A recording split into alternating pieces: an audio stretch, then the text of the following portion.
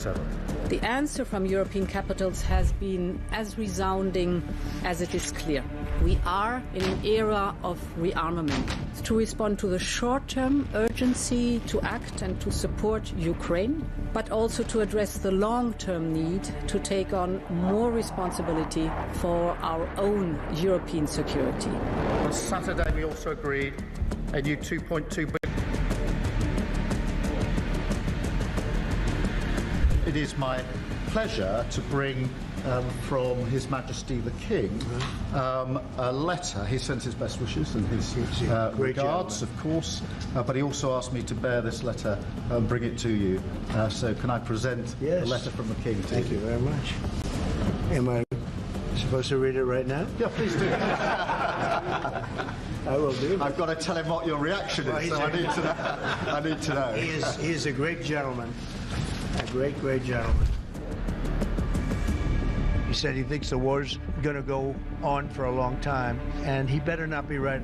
Well, I just think he should be more appreciative, because this country has stuck with them through thick and thin. We've given them much more than Europe, and Europe should have given more than us, because as you know, that's right there, that's the border. What kind of diplomacy, JD, you are speaking about? What do you mean? I'm talking about the kind of diplomacy that's going to end the destruction of your country. Yes, but if you are not Mr. President, with respect, I think it's disrespectful for you to come into the Oval Office and try to litigate this in front of the American media. You're gambling with the lives of millions of people.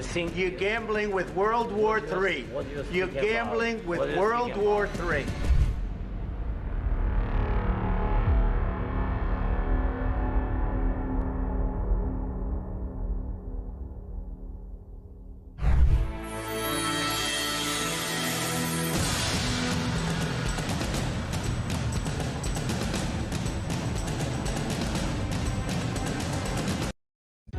Across the UK, on DAB+, on your smart speaker, on your smart TV, and on your side. This is Talk.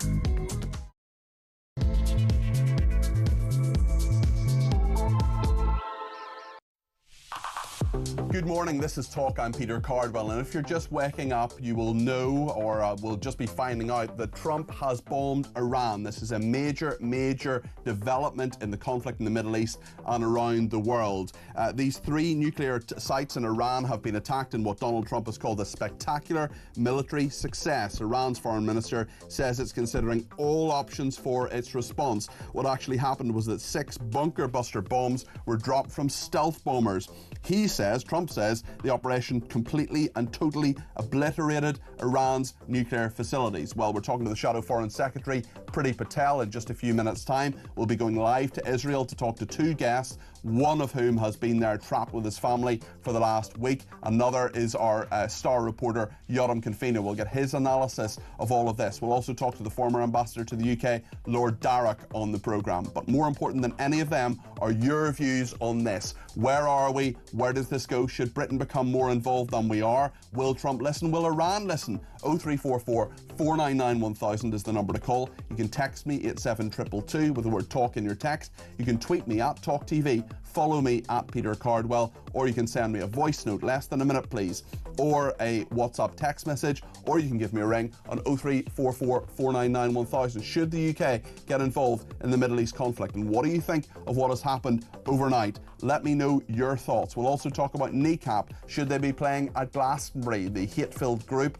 who are, Starmer has said they shouldn't. Kemi Badenoch has said they shouldn't. There's an ongoing court case. We'll be careful about that. Of course, we don't want to prejudice the trial, but at the same time, the wider principle of whether they should be playing at Glastonbury is one we'll be debating this morning, along with lots of other topics. Let me know your thoughts. As I said, the main number 0344 499 1000. Let us know what you think, and stay with me right through to 1 o'clock here on Talk.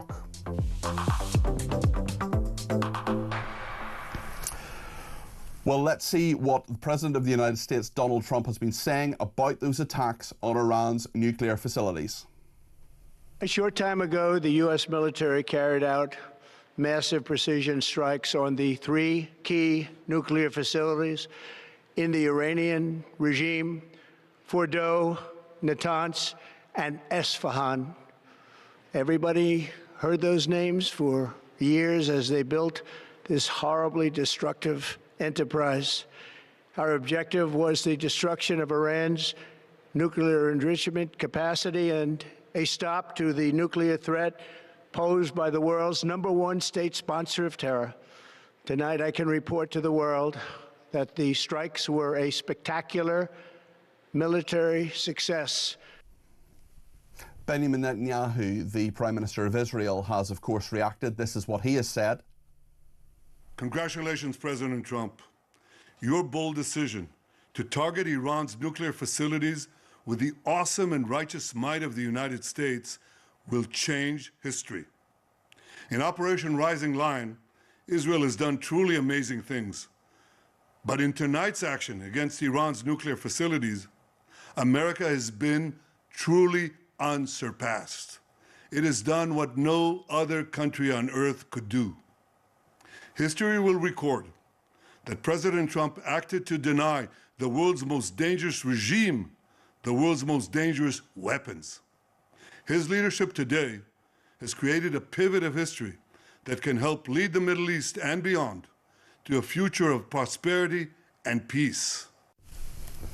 Well, Iran's foreign minister has reacted. Saeed Abbas Araghchi says last week we were in negotiations with the US when Israel decided to blow up that diplomacy. This week we held talks with the EU when the US decided to blow up that diplomacy. What conclusion would you draw? To Britain and the EU High Representative, it is Iran which must return to the table. But how can Iran return to something it never left, let alone blew up, says the Foreign Minister of Israel. And Starmer has responded. We've just got his words as well. Iran's nuclear program is a grave threat to international security, says the Prime Minister. Iran can never be allowed to develop a nuclear weapon, and the US has taken action to alleviate that threat. The situation in the Middle East remains volatile and stability in the region is a priority. We call on Iran to return to the negotiating table and reach a diplomatic solution to end this crisis. Let's go live to Israel there. Yotam Confino is with us, Middle East correspondent and author. Yotam, what is Israel waking up to today? What is the reaction? What do you make of what Netanyahu and Trump have said? Well, let's start with what Israel woke up to. As expected, Iran fired ballistic missiles yet again. They've done that every single day since last Friday when Israel started bombing their nuclear reactors. So this morning, Iran fired 30 ballistic missiles at Israel, and some of them hit residential areas. Again, there was one impact in Tel Aviv, further down south from Tel Aviv in an area called Nes Zion, so in the northern part of Israel in Haifa. And nearly 30 people have been wounded. So again, a very aggressive attack, very targeted against civilians. When it comes to what Israelis are feeling, I think that most Israelis woke up to the news of Trump targeting Fordow, Isfahan, and Natanz, and we're very, very happy to hear that, because Israel cannot destroy Iran's nuclear program alone, at least not from the air. So having Donald Trump come in with these heavy bombers and these bunker buster bombers and taking out the nuclear sites, that's just something that most Israelis have been waiting for. Now, one last thing. We don't know to the extent of the damage done to these nuclear sites. I think we have to wait to see what the IAEA says, because we are hearing reports that apparently Iran was expecting an attack on Fordow, that nuclear site that's deep within a mountain, and that they moved some enriched uranium away from there in the expectation that either the US or Israel would bomb it. So we have to wait and see what the official, I would say, assessment of the damage is. What do you make of the response from Iran? Well, Iran was playing with fire. Ayatollah Khamenei, he gambled on Donald Trump bluffing and on Israel eventually ceasing its attacks, because Iran is trying now to wear out Israel by not only causing psychological damage to millions of Israelis who every night wake up to ballistic missiles, but also because this is a very, I would say, costly campaign for Israel, militarily speaking. Israel is flying back and forth every single day with fighter jets and targeting so many areas in Iran. And of course, Israel needs the United States on its side to continue this campaign. So I think Iran was hoping that they could engage in some sort of a long-term campaign where Israel eventually was going to withdraw. But the minute that the United States enters this war, it's a completely different ball game. And Ayatollah Khamenei is currently embarking on a suicide mission here. What happens now, do you think? Does Iran retaliate? So I think Khamenei is not looking to back down.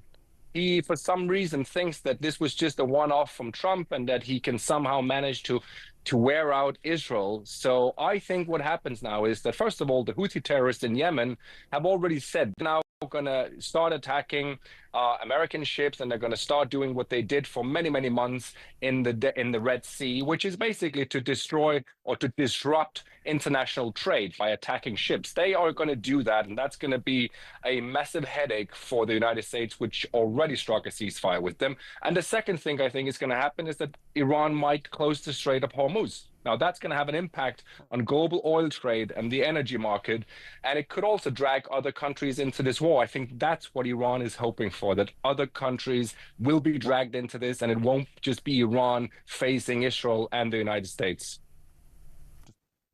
Yoram, thank you. Really appreciate that. That is Yoram Confino, the Middle East correspondent and author, live from Ra'anana in Israel there. Jonathan Reynolds, the business secretary, has been talking to the BBC about this, and he said, we did know this was happening. We are close allies.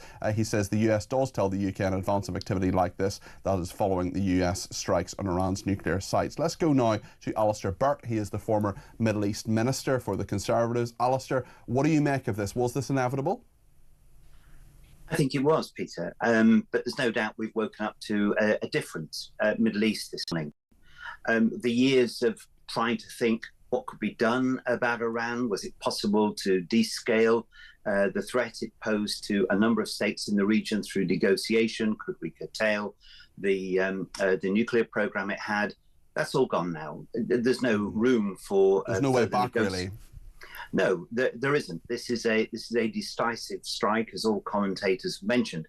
But of course, once you've dealt with one issue, then you open up, well, what happens next? And that's what people are talking about. But it is a very different Middle East this morning, and we're going to have to work through what the consequences of that will be. And what do you think the consequences actually are? What do you think happens now? Because Iran is clearly very, very annoyed at this. It's said that they were still at the negotiating table, although, of course, Keir Starmer has asked them to come back to it. Will negotiations continue? Can they continue now that the ultimate form of diplomacy, bombs being dropped, has actually occurred from the United States? Well, Iran will make the case that it's been involved in diplomacy for a long time. It was party to an agreement in 2015 to limit its nuclear capacity, signed by all the major nuclear powers, including the United States. That deal was broken by the United States. Iran abided by all its terms, and encouraged by Prime Minister Netanyahu, the Americans walked away. There were other negotiations going on. I think it's quite clear. Prime Minister Netanyahu never believed that Iran was capable of negotiating its way out of it. It would always be an existential threat to Israel, and has now achieved his wish of being able to persuade the United States to take the action that it can. It's hard to see what negotiations can take place. The Iranians have said they would like to retain their right as a non-proliferation treaty member to enrich up to a small amount of uranium.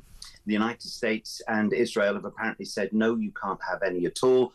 And as we know, and as your commentator said a moment ago, Iran has played with fire for a long time. The enrichment up to 60% recently spotted by the IAEA inevitably put it in a situation where it raised this prospect, was it moving towards a nuclear weapon? So it's very difficult to see how any trust can be created and what the base of a negotiation would be. The Americans and the Israelis will ask for a complete end to the nuclear facilities and to any non-proliferation treaty enrichment in Iran. If Iran refuses, the consequences are clear. Where is the UK in this? Anywhere? In terms of direct involvement, probably not, and probably the Prime Minister hopes that remains the case. We would only be drawn if there were any attacks on British personnel in the region. I agree again with those who think this would be an unwise course from the Iranians. The Iranians can't win a conflict either with the United States, with the United Kingdom, with other powers. It is noticeable that there is no suggestion that any other states in the region are going to take Iran's side in relation to any physical conflict. If the UK is not asked for any specific help by Israel or the United States, it will maintain its posture of saying, somehow we have to get a negotiation out of this. But at present, the practicalities on the ground have been set out by last night, and it's very hard to see where the negotiation process will go. As I say, Israel had no intention of allowing the negotiations to proceed, and Iran was not making the sort of concessions that would make a negotiation work. Both sides were intent on a course of action which has led to what we saw overnight. Alistair, thank you for that analysis. I really appreciate it. That's Alistair Burt there, who's a former Middle East minister for the Conservatives. He knows of what he speaks. Karen is in Bournemouth and has given me a ring on 0344 499 1000. Karen, what do you make of this? Good morning. I'm actually, for the first time in a very long time, feeling a bit hopeful. Okay. Why are you hopeful? Because the state of this country, that to me, Starmer's a traitor, Hermer's a traitor. What they've been doing to this country by allowing all sorts in, and also the deals that they're doing and the double dealing, and, you know, I just felt for a long time that they're on the side of China, Russia and Iran anyway. Okay. So the America's left them out of the loop and just got on with it. They were told about this just before it happened, certainly, but this is America doing this, isn't it, Karen? Should we get involved in any way, do you think, or not? Just steer clear of it. I don't think we're needed, to be honest. And the problem is that they might have been told just before, but it was before, you know, it was late enough for them to not be able to do anything about it anyway. Yeah. So I think that Trump loves them, loves Great Britain, but I don't think, for all he says, that I don't think he trusts Starmer any more than I do, to be honest. It certainly doesn't sound like it, Karen, or it certainly sounds like it, I should say. Karen, thank you very, very much indeed for your thoughts. That's Karen from Bournemouth who's given me a ring. You can too. Get your voice on the air, 0344 499 1000. You can give me a ring or you can send me a voice note on that number. Lots of people getting in touch, including Dan from Kent, who says, when Trump was talking after the bombing of the nuclear capability in Iran, I couldn't help but notice J.D. Vance. His face to me said 1,000 words. He wasn't exactly in agreement with his president. What do you think, Peter? Dan, really, really good point. And we will talk about that with Kim Darroch a little bit later on. He's the former ambassador to the United States. He's going to be on at 12:20 with us. I'm going to ask him exactly about that, because J.D. Vance, of course, the Vice President, very much seen as the torchbearer of the MAGA movement and perhaps successor, of course, to Trump. And interestingly, a lot of the MAGA people really don't favour international action. They want America first. They want America to be not isolationist necessarily, but certainly not getting involved in foreign conflicts. And so far, Trump, certainly in his first term, has avoided that. Now he hasn't, and the more traditional old school Republicans, well, they'll be happy that he has bombed Iran. That's something that they've called for quite some time, even back to the days of John McCain, Senator John McCain, who ran against Trump for the nomination some years ago. So Dan, it's a really good point. I'm going to bring it up a little bit later on with Kim Darroch, so stay tuned for that.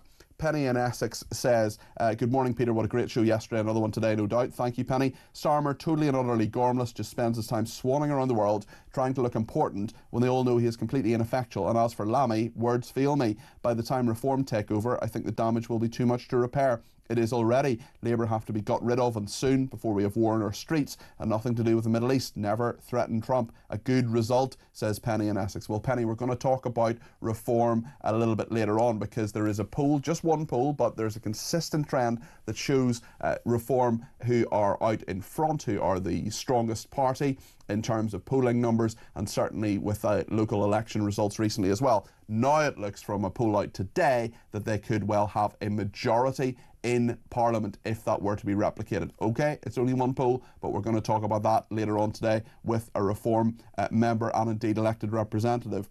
Two more texts before we go to the break.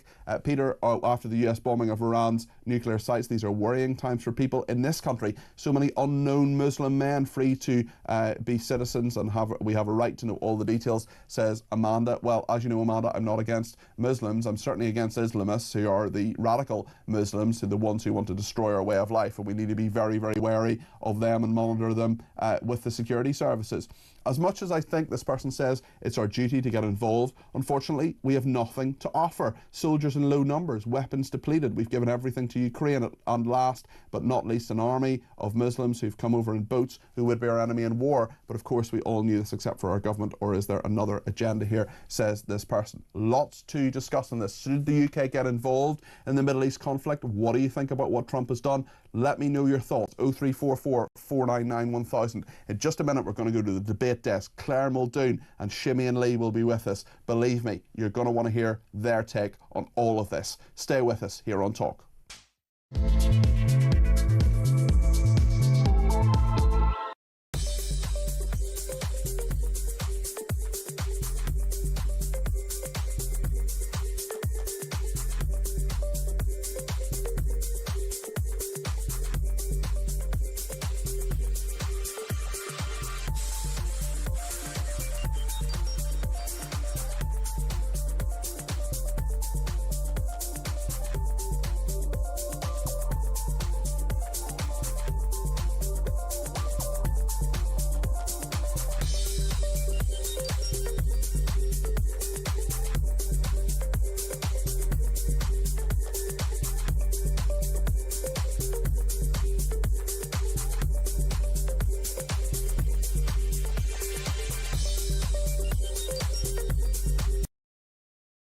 You can't try and snipe at the Conservatives for things that weren't our fault. Oh, I mean, I haven't got time. Don't tell your big mate Donald Trump to tell his big mate Vladimir Putin to stop killing people, then we can solve that problem like that. You won't be surprised to know I disagree. Why? Why do you disagree, though? Why do you want our young people left on the scrap heap? The court's time being wasted, laying down a ruling on what is a woman.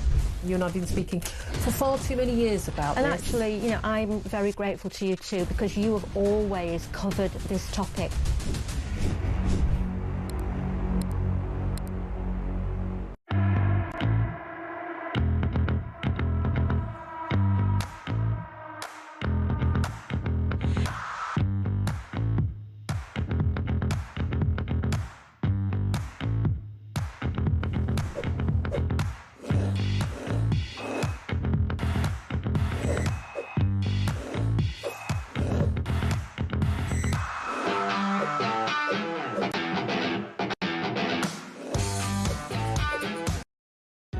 Across the UK, on DAB+, on your smart speaker, on your smart TV, and on your side. This is Talk. Well, thank you to everybody who's got in touch on the fact that Trump has bombed Iran. What do you think about this? Should the UK get involved, or should we keep well away from it? Keir Starmer has said Iran's nuclear programme is a grave threat to international security. Iran can never be allowed to develop a nuclear weapon, and the US has taken action to alleviate that threat. The situation in the Middle East remains volatile, and stability in the region is a priority. We call on Iran to return to the negotiating table, says the Prime Minister, and reach a diplomatic solution to end this crisis. What do you think of what the Prime Minister's done? More pertinently, what do you think about what the President of the United States has done? Give me a call, send me a voice note, 0344 499 1000. Let's hear from the President. This is what he has been saying about this remarkable and dramatic military action. There will be either peace or there will be tragedy for Iran far greater than we have witnessed over the last 8 days. Remember, there are many targets left. Tonight's was the most difficult of them all, by far, and perhaps the most lethal. But if peace does not come quickly, we will go after those other targets with precision, speed, and skill. Most of them can be taken out in a matter of minutes. There's no military in the world that could have done what we did tonight, not even close. There has never been a military that could do what took place just a little while ago.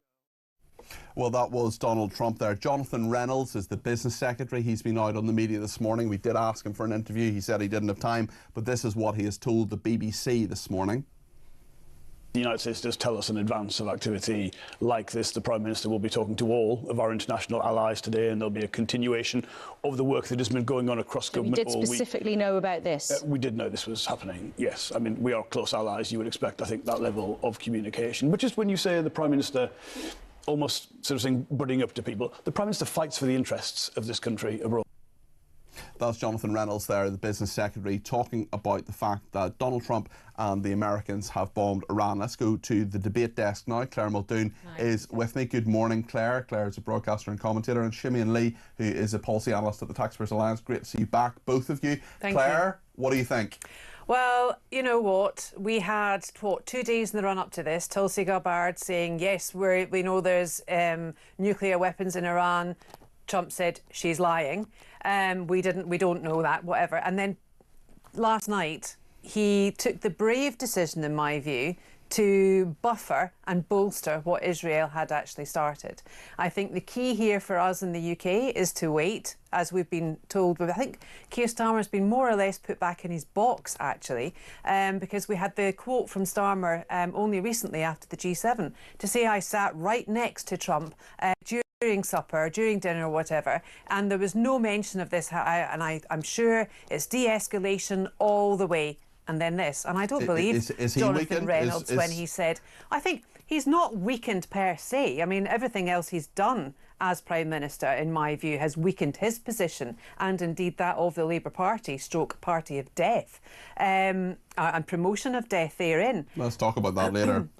Assisted dying and the abortion. But also, I do think that playing to the whole European panacea, I think Starmer is a safe pair of hands, and I think he is the one that has been that's tried to be the glue to keep everyone together, because he really wants Europe more than he wants the US, I'd say. Just on that point that Raz was saying, we did know about this beforehand. I doubt that. What was that, an hour before or something, Peter? Well, I think it'll be less than that. Yeah. I think he's going to be factually correct in the court of law in terms of saying we were told before this. What will have happened is that some general in the Situation Room will have rung another general at the MOD and said, in the next 5 minutes, we are bombing Iran, and you as an ally, we are letting you, we're informing you. We're not consulting you, we're informing you. This is happening. Simeon, great to see you. What do you make of this, and what should Starmer do, if anything? Well, I mean, just to look at the situation in broader terms, it's quite a big risk that the Americans have taken here, and it's not exactly clear that this is what the American people voted for. This is quite a controversial opinion, but I think Donald Trump was elected to end foreign wars and to put America first. And there's already been some pushback from his base. There's even been pushback from within his own administration. Well, and even within the Situation Room, I don't think J.D. Vance was too happy with this. Yeah, you're absolutely right. And of course, the problem here is whether or not there's a risk of escalation. I mean, Donald Trump took on a strike in his first term to assassinate the General Soleimani. And after that, I think the Iranians seemed to back down. But I mean, looking at the situation a couple of years from that, has the situation in the Middle East really improved? And of course, it's important to remember here that the biggest risk is not to the Americans. I mean, the Americans have got two giant oceans protecting them. The danger is to Europe and to a lesser extent the UK. I mean, in the worst case scenario, if we've got a civil war in that part of the world, we're going to see a migrant crisis 2.0, and that's not anything anyone wants to see. I mean, even if you look at a limited escalation where, for example, Iran decides to close the Straits of Hormuz, I mean, that's going to have an impact on energy prices. That's going to affect what's happening in Russia and Ukraine, trade instability. So I think we have to be very concerned about the sort of risk that such escalation will inevitably lead to. Isn't it right that we support Israel, though, or ally? Well, I think they absolutely have a right to defend themselves, but this is a matter of the United States itself bombing Iran. That is a step that is an escalation that hasn't been seen before. It's different from simply supporting an ally or selling them arms. This is a step further. Claire? Yeah, no, I completely get what you're saying, and you know, you're completely right. However, I think geopolitics then comes into it, with Xi Jinping in China and Putin in Russia telling Trump, please don't escalate this, please don't do anything about this, and yet he seemed bolstered by some information that he's got. Trump's not daft, right? He might flip-flop a bit, he might change his view, but he's putting America first, and I think he did mandate when he was elected that he would do anything at all to secure his borders, to secure his country and make America great again. Maybe he would actually argue that this is an action that puts America first, Simeon. Well, I mean, it's a high-risk, high-reward strategy. I mean, if it's That's Trump, actually isn't the case, it? High risk, high reward. That's Trump all over. Yeah. I mean, he is a negotiator first and foremost, and this will put him in. Well, it's calculated to attempt to put him in a better negotiating position. Whether or not that actually pans out, that remains to be seen. Now, a lot of people are mentioning as well about the 60 days that Iran were given, you know, to say we are working for nuclear weapons or not. And then when Trump came in, he tore up, you know, the agreement or whatever. And it strikes me that even then he knew what he was about to do. It strikes me that even he then could see the progression, whether he spoke to Bibi Netanyahu about this, who I think this was the plan all along for Israel to do, to completely destabilise the whole thing. And the other thing I think is worth mentioning as well, I was totally against the invasion of Iraq by George Bush and but I also think that this is different. I didn't think there was weapons of mass destruction. I was right. I do think the Iranians have nuclear weapons. The Iranian Foreign Minister Abbas Araghchi is having a press conference live in Istanbul. Let's go to that. Malign actions, the United States itself has now also opted for a dangerous military operation and aggression against the people of Iran. In doing so, the US administration holds sole and full responsibility for the consequences of its actions, including the Islamic Republic of Iran's right to self-defense under the principles of the United Charter. In accordance with the UN Charter and its provisions allowing a legitimate response in self-defense, Iran reserves all options to defend its security interests and people. Thank you very much. So that is the Foreign Minister of Iran, Abbas Araghchi, saying that Iran has reserves the right to use all options. He also says Trump has deceived his own voters over his forever wars promise. Trump saying, of course, he wouldn't get involved in forever wars. That's just happened in Istanbul. We've brought that to you live. That is the Iranian Foreign Minister there. Claire, your reaction? Well, remember when this all kicked off, Erdogan, as the president of Turkey, was waving the Iranian flag. You know, he was saying, we're with Iran all this way. They are not a member of the EU. Turkey have been blighted with an awful lot of religion and war themselves. And I think this is only going to open up and it will escalate. There is no amount of de-escalation, I think, that's going to happen unless it... I mean, I don't even want to think of the worst scenario. It's awful. It really, really is. Well, it is. And Simeon, I think you're worried about that too. The US is responsible for these dangerous consequences. Iran reserves all options to protect its interests. What do you make of what the Iranian Foreign Minister was saying there, his sentiments? Well, I think he's trying to push the blame to the US, but I think we should be very clear that any escalation any act or hostile act by Iran would be an escalation on the part of Iran. So we can't blame the Americans for that. But I think any sort of action that escalates the crisis in this region is something that we should not be condoning. I mean, when you look at this issue, we really have to talk about what is the plan by the Americans. Do you think there is one? By Israel? Well, I mean, I certainly hope so. But if we look at what's been going on in the Middle East recently, especially if we look at what's going on in Gaza, for example, that's been going on for a very long time now. I absolutely believe in the right. They have the right to defend themselves. But we have to wonder, what is the plan? What's the long-term plan? Well, it can't be that they stay there forever. Netanyahu might reasonably say, I'm weakening and want to destroy Hamas, I'm weakening Hezbollah, I'm weakening the Houthis. The next stop's Iran because they sponsored all this.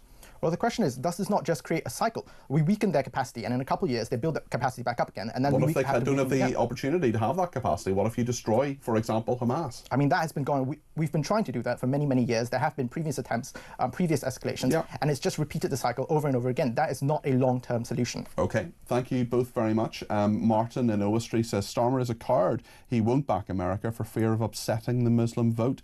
Sean says, Jonathan Reynolds says the Prime Minister always fights for the interests of the British people. Yet another blatant lie from the Labour government. That's Sean in Bridlington there. And Dave says the Prime Minister fights for the interests of this country. Really? Since when? Well, we will, of course, bring you any updates on this. We're going to leave this particular topic just for the meantime because there's so many other things to talk about with Clara and with Simeon. But if there's any developments in this at any stage between now and 1 o'clock, of course, we'll bring that straight to you. But stay with us for more from the debate desk, from Claire and from Simeon, and let me know your thoughts on this and whether you think the UK should become involved whether we're well out of it, whether you support Trump and what he does. There are lots of Republicans on one side and on the other of all of this saying it was the right thing to do, others saying actually they shouldn't involve themselves in foreign wars. What do you think of all of this? Let me know your thoughts. 0344 499 1000. Stay with us.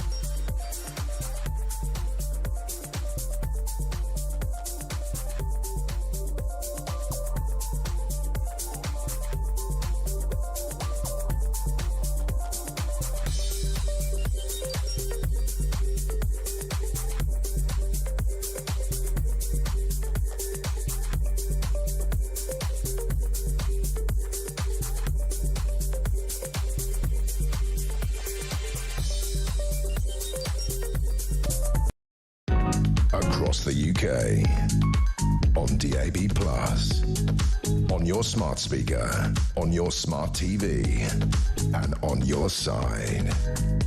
This is Talk.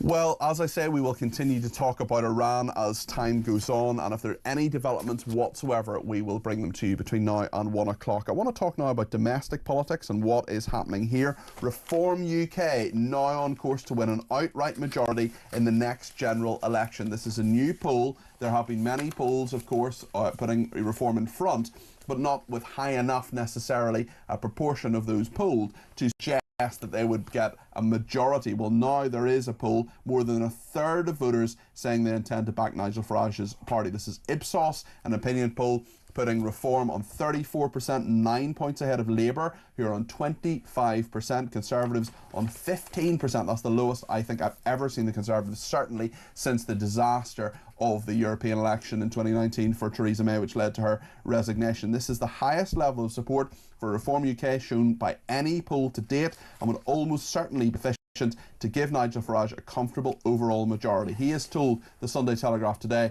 this poll shows Reform can and will win the next general election. Well, we remember, of course, that Nigel Farage was on with Mike this week, half an hour. If you want to go back and watch that interview, by all means go to talk.tv after this show, of course, and have a look at that programme. But if the poll results were reproduced in the 2029 election, let's say for the sake of argument an election will be there, Reform could win in excess of 400 seats. That would give the party a majority of almost 200, make Nigel Farage the Prime Minister. Shimian, what do you make of this? Well, I think polls are just a snapshot in time. And whether or not that actually translates into votes in a general election is a different question altogether. Well, we've seen a consistent lead for Reform. We've seen the council elections where Reform done really well, and this is just probably the next stage in all of this. This is going at an upward trajectory. Yeah, okay, fine, it's 2025 and we're probably 3-4 years away from a general election, but surely if you're Reform UK, you're happy about this. Well, I mean, if you look at the vote shares in the last election, I think Reform just got about the same vote shares as the Lib Dems, so that translated into far fewer seats. So even national polling versus actual number of seats gained, that could be a very different thing as well. And I think a lot of it is down to the weakness of the Conservatives. I mean, the argument that Labour makes every time... Do you think it's down to the weakness of the Conservatives? You don't think it's the strength of Nigel Farage's message? I think it's the weakness of Conservatives because of this very effective line that any problem, that any sort of criticism that's directed as Labour, the way they deflect it is they deflect it by saying 14 years of Conservative rule, what do we have to show for it? Tax rises... Do you play Stormer Bingo at PMQs? 14 years, ding! Yeah, Black hole, ding. Absolutely. That's another line that they like to use. But that's just a very effective attack against the Conservatives because it is a fact that they have been in power for 14 years and I think very little to show for it. Claire? I'm actually more shocked that a quarter of the country would still vote for Labour. For heaven's sake, have they not been living since last July, since this administration have come in? Oh no, sorry, I haven't, because of the amount of abortions and the amount of assisted deaths that Labour are pushing through. Probably some of them might have died. We will get to that after the break, I promise. Peter, I know you will, Peter, but Reform really are reforming. And yes, I realise that polls and pollsters is very much a snapshot, I mean, but actually even I have been quite shifted by the polls in the case of the amount of votes that Reform are getting, and it has been proven by the local elections as well. So that's the proof. It does say a lot, though, doesn't it, Claire, that we've got, I mean, we can talk about Reform UK, but let's talk about Labour just for a second. Your point. They've gone, I mean, they won with 33% of the vote. They've gone down 8 points, 10 in some polls, in less than a year. Yep. Speaks volumes. It does, but I expected it to drop more. I really, really did. Everyone that I know voted for Labour has got post-purchase dissidence, for want of a better phrase, because they did Buyer's remorse. Buyer's remorse, yeah, and it certainly wasn't caveat emptor, because they didn't. It was buyer beware. Caveat emptor. Buyer beware. Okay. And they bought into this whole shtick that Starmer, the robot, was going to deliver. He was going to be the statesman. He was going to be the new Tony Blair. Well, I'm sorry. I mean, even his cabinet, my goodness me, could get a better one on IKEA. Come on, let's get with this, right? Shimmy, and how likely do you think it is? Like, I know I'm asking you to gaze into your crystal ball here, and you're absolutely right that a poll is a snapshot of people's opinions on one particular or a few particular days. But we're seeing a trend here. We're seeing an upward trend for Reform UK. Nigel Farage, a very happy man. He wants this momentum to continue. Can you see Nigel Farage standing on the step of Downing Street, waving, saying, "Thank you for making me Prime Minister"? Well, I think Reform will have a very big opportunity because of the local elections, because they now have control of councils, whether or not they will be actually able to deliver on what they say that they're going to be able to do. Whether it's talking about fixing these councils, saving money, eliminating waste, fraud and abuse, that sort of thing. I think that's an opportunity for Reform to demonstrate that they actually can be trusted in government. And if they do that well, and we all hope that they do that well, then I think at the time of general election, things might be very, very different. I think at the end of the day, people just want a country that works for them. Correct. Right? We don't. I mean, personally, I don't really care about the stature of the MP, but I do want a grassroots person. I do want someone with good moral values, a moral compass, and someone that actually knows what they're doing, someone that listens to the constituents, someone that's out and about and knows, doing old-fashioned not policing work, old-fashioned constituency work, holding constituencies.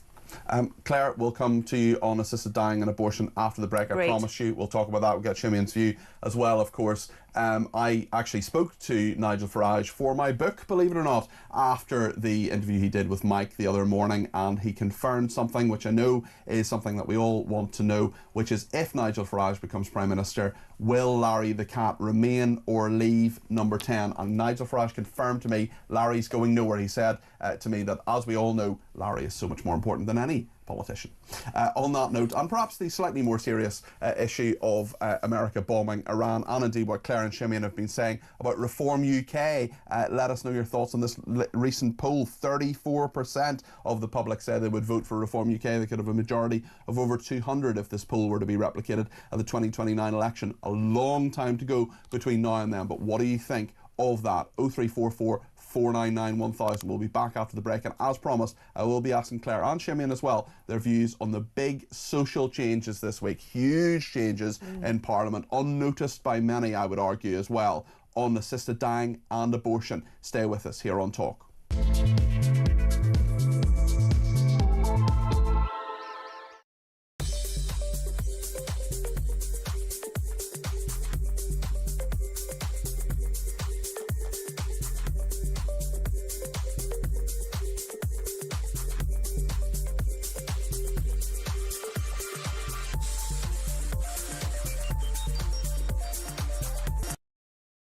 A rape charge against a man staying in an asylum hotel was deliberately kept quiet. Guess what? Officials feared inflaming community tension. I'm fed up with... I'll tell you why. They don't trust the British public to handle this information. We know anyway what is going on. We're not idiots. And how dare they blame us for fanning community tensions? They're the ones doing this by bringing in all of these undocumented men.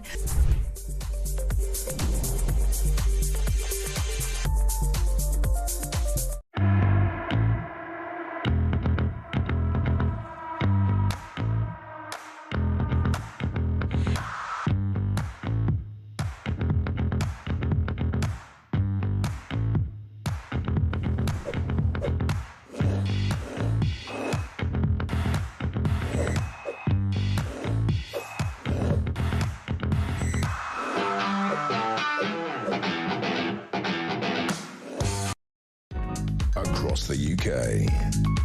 On DAB+, on your smart speaker, on your smart TV, and on your side.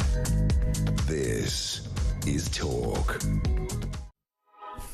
Just to talk now about assisted dying and indeed the vote this week on abortion. Claire, I know you're a Catholic. Yeah. I know you take your moral values very, very seriously. You take your faith very seriously. Your reflections on this week? Right, reflection's a really good word because it's actually containing me, because I'm incandescent with rage, actually, about what's happened. I was emailing my local MP, whose surname's Slaughter by name, Slaughter by nature, because he voted for both the assisted dying bill to go through. I'm sure he would deny that characterisation. Well, yes, I'm sure he would. Andy Slaughter, the Labour MP. But it's my opinion, and the abortion thing. So let's look at the abortion first, okay?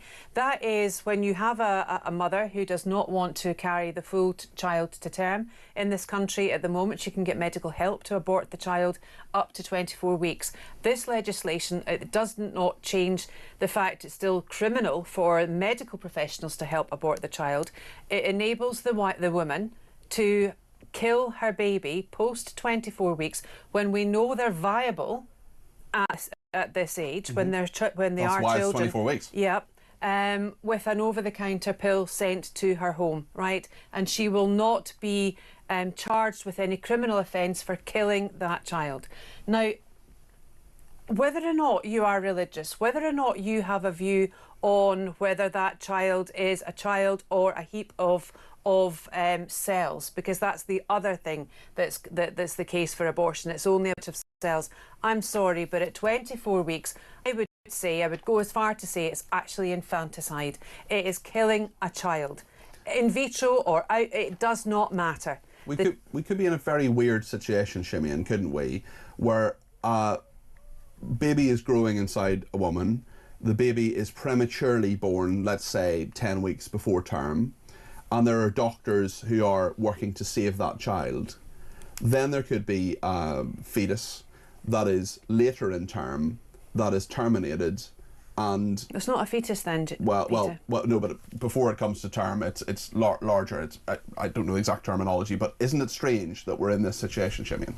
Well, yeah, I think this piece of legislation defeats the existing legislation. I mean, we have a legal process for abortion, and the fact that it's now legal to go outside that legal process essentially defeats the purpose of that legislation. What is the point of the process by which you have to have 2 doctors, by which there's a waiting time of 24, there's the maximum limit of 24 weeks? What is the point of that legal process if people are now able to do it outside of that process? I feel like it's not protecting women. It is very selfish, I agree with you, and it's not actually for the protection of women. You will often hear that banded about, and the great feminist Kathleen Stock, I would look to her actually, and she's written really good pieces on this legislation. And the reason I wanted to speak about the abortion first, right, before the assisted dying bill, was because the abortion bill was brought in by David Steele, I think it was, of the SDLP and Shirley SDP, Williams, wasn't SDP, it? Yeah. I think it was a Liberal before. And everyone thought, oh wow, regardless of what side politically you were on, rights for women, that was it. And you know, that basically it was human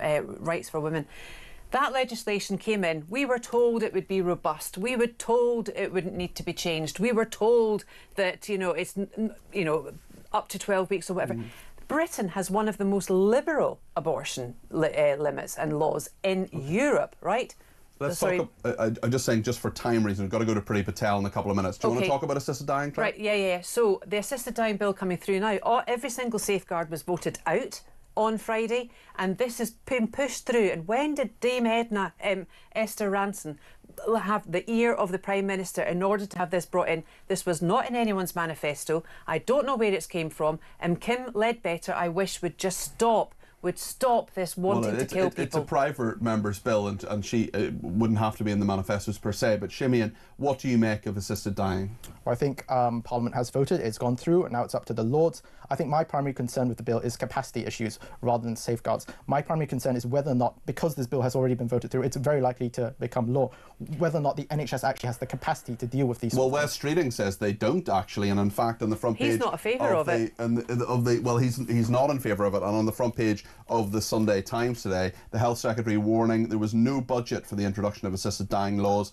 and suggested MPs had made the wrong choices. In a statement issued to his constituents on Facebook, he said setting up the service will take time and money that is in short supply, says West Reading. What do you make of that, Claire? I agree with him, and the Royal College of Psychiatrists as well are not in favour of it. Most of the medical professionals don't want it to go through. So I did speak to some medical professionals yesterday who say that it actually is a compassionate thing, and actually if people know they're going to die, this is something that they should have the option. I actually spoke to someone who has MS who wanted the option, and someone who watched his wife die of cancer who said his wife wanted the option. What would you say to those people? I would say we should be providing dignity in death for people. We should be investing in palliative care. We should be assisting people to live their lives as fully and with great capacitance and with great love and mercy as much as we can, instead of wanting to kill everybody and giving a death sentence. I certainly don't want to know when I'm going to die. But if you were told, you know, you have 6 months, although interestingly, as someone a lot of the diagnoses are wrong. Look at James Whale. Look at Esther Ronson, who was told in 2023 she had 6 months to live. Yep. She's still around in 2025, and I hope she is for a long time to come, but she is terminally unwell. Simeon, the politics of this is an interesting one as well. Where do you think Starmer is in all of this? He obviously voted for it. It's become almost a party political issue. Almost all Conservatives voted against it. What's your assessment of that? Well, I think Starmer voted for it, as you said, and Kemi Badenoch obviously voted against it. But I think it's not really a political issue. I think, if anything, the Parliament, I think, is slightly more conservative than the nation as a whole, because I think the polling shows around 70-something% of people approve of it in principle, whereas in Parliament, I think it passed by 20-30 votes. 22. Something like that. So I think Parliament is more conservative than the nation. Yeah. Okay. No, you're right. Sorry, it was 22. Yeah. The majority was reduced as well. Does that give you some hope, Claire? It does, and especially as it has to go through to the House of Lords. There's a lot of Lords as well that I don't think are particularly for it. But we need to get on them and vote and tell them, please don't vote this through. It will have a lot of scrutiny in the House of Lords, won't it, Simeon? Well, I think the last time a bill went through Parliament, I think, was in the Lords in about 2021. I think it failed in the Lords. So that might be some indication of where it's going. Stay where you are, because we're going to go to the Shadow Foreign Secretary, Priti Patel. Joins me now. Good morning, Priti.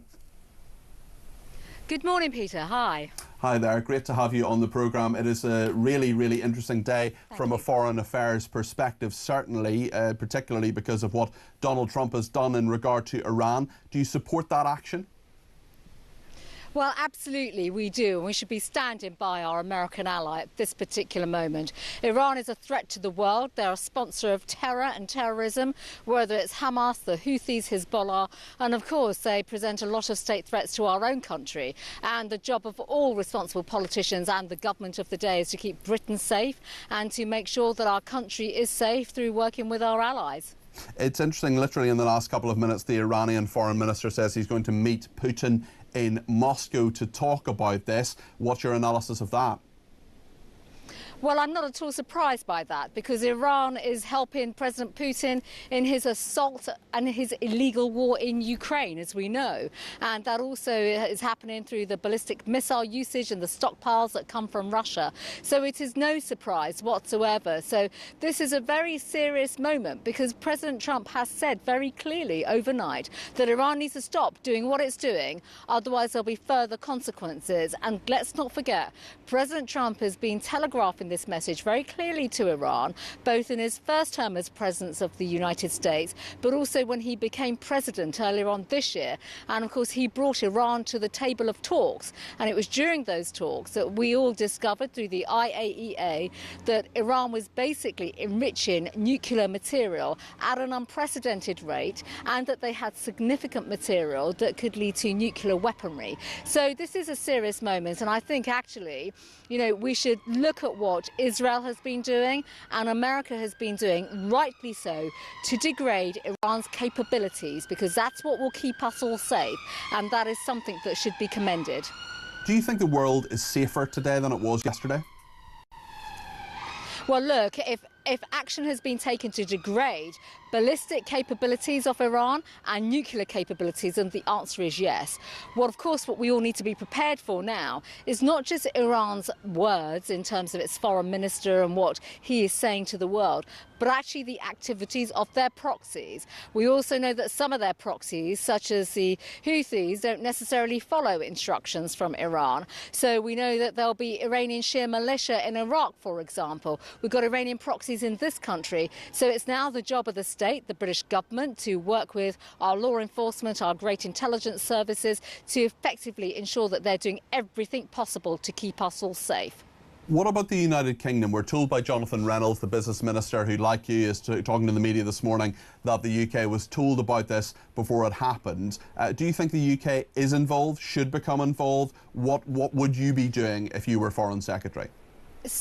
So look, I think first of all, I think President Trump has already indicated, first of all, America is the only country with the military capability to undertake those precision strikes that they took last night. We all accept that.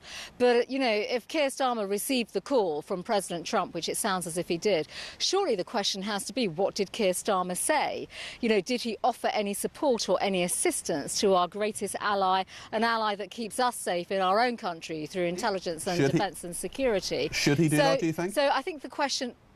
So I personally think, yes, absolutely. They would have had the intelligence reports, all the information sharing. We have shared equities, we have bases. We do have Diego Garcia, obviously. That was clearly not requested. I understand it wasn't requested.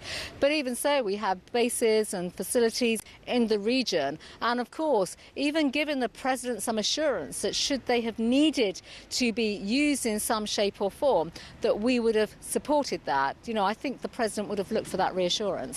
I wonder if you could tell me your thoughts now on the UK nationals who are in Israel at the moment. I know we have a mutual friend and a man called Lee Scott, who's a former Conservative MP. I've been checking in with him every day on my programmes. He's hurt his arm in the last few days in an attack, and he, like many other people in Israel, has been trying to get out. He believes that the UK government has not helped him to the degree, and people like him, that they should have. They haven't sent flights, they haven't sent cruise ships the way that Germany and Bulgaria and other countries have. Right. What should happen, and are you pressing the government at the highest level to get our nationals home? That's absolutely right. And I've been pressing David Lammy since last Monday in Parliament. That's the first set of questions I asked him. I've written to him twice last week. I've been on the media calling for the British government to do more. In fact, I had people literally with families in Israel drop letters off to my house yesterday to basically say, please get us out. Please help my family. I've had that all week, and I have been pressing the government. I do think, I'm going to be clear about this, I think the government has been too slow. I don't think it's good enough for Jonathan Reynolds to go on the broadcast this morning and say we're looking at chartering flights. We know airspace is closed. We know that the Americans have already put plans in place by land and sea. As of Friday, they were ready to evacuate 25,000 US nationals. We know that they're putting plans in place to take people out of the region as well. And I'm actually more worried that Britain's response is too slow, and then it basically means, should the situation become even more challenging, we'll be behind the curve on this, and then we'll be scrambling to put things together. We should actually be working with all our allies, all countries who've put plans in place to say, even help us, can we use some of your vessels or routes, whatever it may be, to help get British nationals out. So far, the government has spent the last week telling people to register with the Foreign Office. People are doing that, and that is right and proper. The British government needs to know who the British nationals are. I don't even think we know a published figure of how many British nationals are in Israel. It's right that the government absolutely throws the entire machinery of the Foreign Office at this now, because to be quite frank, the Foreign Office can and do this very well when it's planned and put forward methodically, but the time, the clock is ticking. You mentioned Lee Scott. I'm in touch with Lee. We're hearing every day. I've got people with families in Israel that are crying out for help and support, and they're basically saying they're not getting that support from the government. Let me ask you one more question, just while I have you, just about domestic politics, and this is about an opinion poll that shows Reform UK on 34% in your party, the Conservatives, a distant third after Labour on just 15%. Reform UK are doing very well, you're doing very badly. Your message isn't getting through, Priti Patel. Well, I'm not surprised it isn't getting through because, you know, we lost the general election with an enormous defeat last year. And it's going to take time for people to want to start listening to us all over again. And Peter, I'm afraid I have been an active member of my party for a long time. It was the same in 1997 when we were rejected by the British people.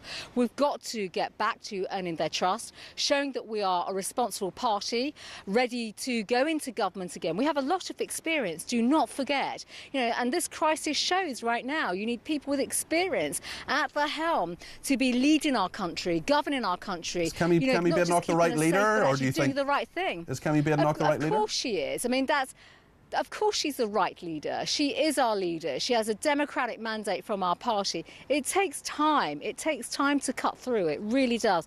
And I'd say something else. You know, those of us with experience, we're out there speaking constantly about how appalling this government is for our country, for our economy. Look at what they're a jobs-destroying government. Look at what they're doing, driving people and wealth out of our country. They're not growing jobs. They speak out of both sides of their mouth. It's right that we hold them to account. I definitely do that. My colleagues are doing that. But it does take time, and it's too easy to basically say, let's all go for parties that seem a bit populist and, you know, say that they can fix everything for us. Thank you, Priti Patel, Shadow Foreign Secretary. Thanks for joining us on Talk this morning. Quick reaction from Claire and from Simeon to what you heard there, not just in regard to reform, but particularly in regard to the Middle East. Are you encouraged by what Priti Patel said? Well, I am. I just hope that David Lammy actually enforces, with help of the Home Office and the Foreign Office, to get British nationals out of the area. And I'm speaking about Iran as well. Yeah. Trump did it. Yeah. Right. Before anything happened, and I'm surprised we're not. And we'll be talking to Lee Scott again. I'll be checking in with him every day. He was very close to an attack last night. We'll get the latest from him a little bit later on. Simeon, quick reaction from you? Well, I think getting people back, getting British nationals back home safely, I think should be the top priority of this government. And the fact that it's taken so long is slightly worrying. Yeah. Claire, I mean, it just says so much about the fact that this has taken so long. Germany ahead of us, Bulgaria ahead of us. I know, and they're ahead of me because I didn't realise they weren't actually being evacuated. You thought they were home already? I thought they were home already. Well, it's a reasonable assumption to make, isn't it, Simeon? Yes, I think you would think that the first thing we would do is get the people out, but sadly that hasn't happened in this case. Yeah, certainly. Well, both of you, thank you very, very much indeed. Peter, That's thank you. Claire Muldoon and Simeon Lee.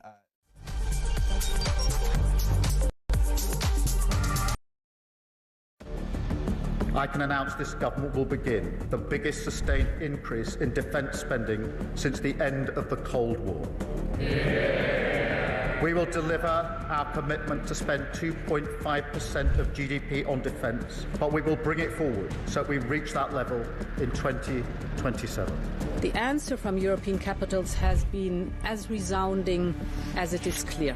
We are in an era of rearmament to respond to the short-term urgency to act and to support Ukraine, but also to address the long-term need to take on more responsibility for our own European security. On Saturday, we also agreed a new £2.2 billion loan for Ukraine, backed not by the British taxpayer, but by the profits from frozen Russian assets.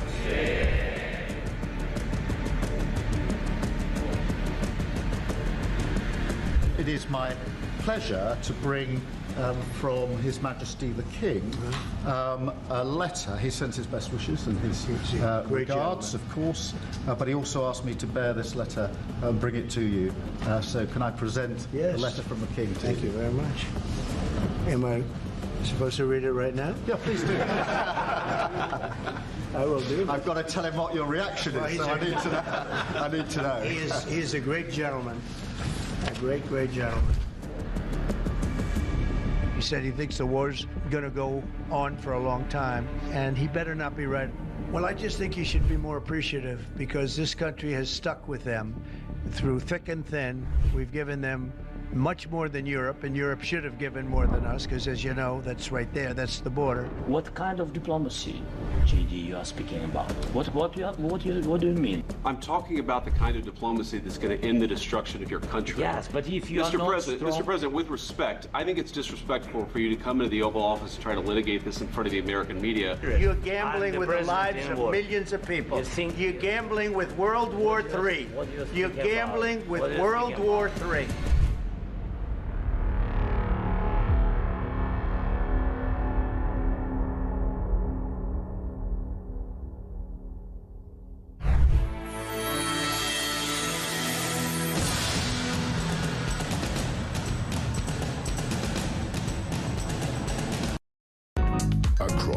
UK. On DAB+. On your smart speaker. On your smart TV. And on your side. This is Talk.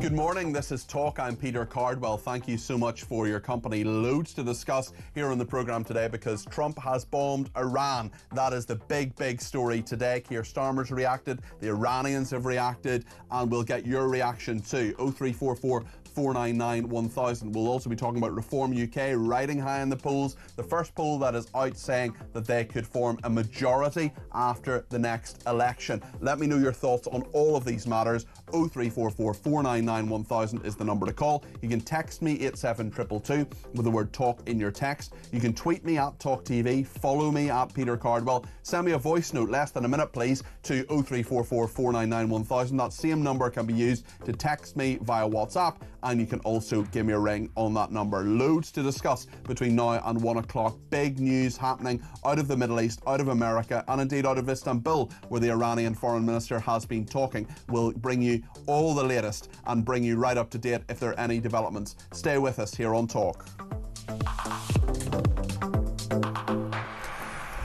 Well, let's hear what Donald Trump has been saying in reaction to his bombing of Iran. A short time ago, the U.S. military carried out massive precision strikes on the 3 key nuclear facilities in the Iranian regime: Fordow, Natanz, and Esfahan. Everybody heard those names for years as they built this horribly destructive enterprise. Our objective was the destruction of Iran's nuclear enrichment capacity and a stop to the nuclear threat posed by the world's #1 state sponsor of terror. Tonight, I can report to the world that the strikes were a spectacular military success. Netanyahu, of course, Benjamin Netanyahu, the Israeli Prime Minister, this is what he had to say. Congratulations, President Trump. Your bold decision to target Iran's nuclear facilities with the awesome and righteous might of the United States will change history. In Operation Rising Lion, Israel has done truly amazing things. But in tonight's action against Iran's nuclear facilities, America has been truly unsurpassed. It has done what no other country on earth could do. History will record that President Trump acted to deny the world's most dangerous regime the world's most dangerous weapons. His leadership today has created a pivot of history that can help lead the Middle East and beyond to a future of prosperity and peace. Benjamin Netanyahu there, the Prime Minister of Israel. Well, Saeed Ali Mousavi is the Iranian Foreign Minister. He has been speaking in Istanbul this morning. Sorry, apologies. Saeed Ali Mousavi is the Iranian ambassador to the UK. Apologies to me. A lot of Iranians speaking this morning. The ambassador to the UK has said this on the US strikes. Our authorities are considering how the quantity and quality of our reaction, maybe for regard to retaliation. And so everything is going to be considered according to our rights, or there is no doubt, only defending face, not going to be making some problems for, the region. Everything should be monitored, everything should be calculated according to our, national, regional, and global interests. That is the Iranian ambassador to the UK, Saeed Ali Mousavi, talking to the BBC. This morning, the Prime Minister, Keir Starmer, says Iran's nuclear programme is a grave threat to international security. Iran can never be allowed to develop a nuclear weapon, and the US has taken action to alleviate that threat. The situation in the Middle East remains volatile, and stability in the region is a priority, says the Prime Minister. He also says that we call on Iran to return to the negotiating table and reach a diplomatic solution to end this crisis. Well, his business minister, Jonathan Reynolds, again speaking to the BBC, said this morning. The United States does tell us in advance of activity like this. The Prime Minister will be talking to all of our international allies today, and there'll be a continuation of the work that has been going on across government all week. You did specifically know about this? We did know this was happening, yes. I mean, we are close allies. You would expect, I think, that level of communication. But just when you say the Prime Minister almost sort of saying, butting up to people, the Prime Minister fights for the interests of this country abroad. The Iranians, of course, the foreign minister who I mentioned earlier says Trump has deceived his own voters over the foreign wars, promised lots of reaction to that, of course, in America, and of course this thought that the MAGA side of the Republicans would not be happy about this. Some of them in the more established sort of grand old party side of the Republican Party, the more establishment Republicans perhaps happy with this. John McCain back in the day said bomb Iran.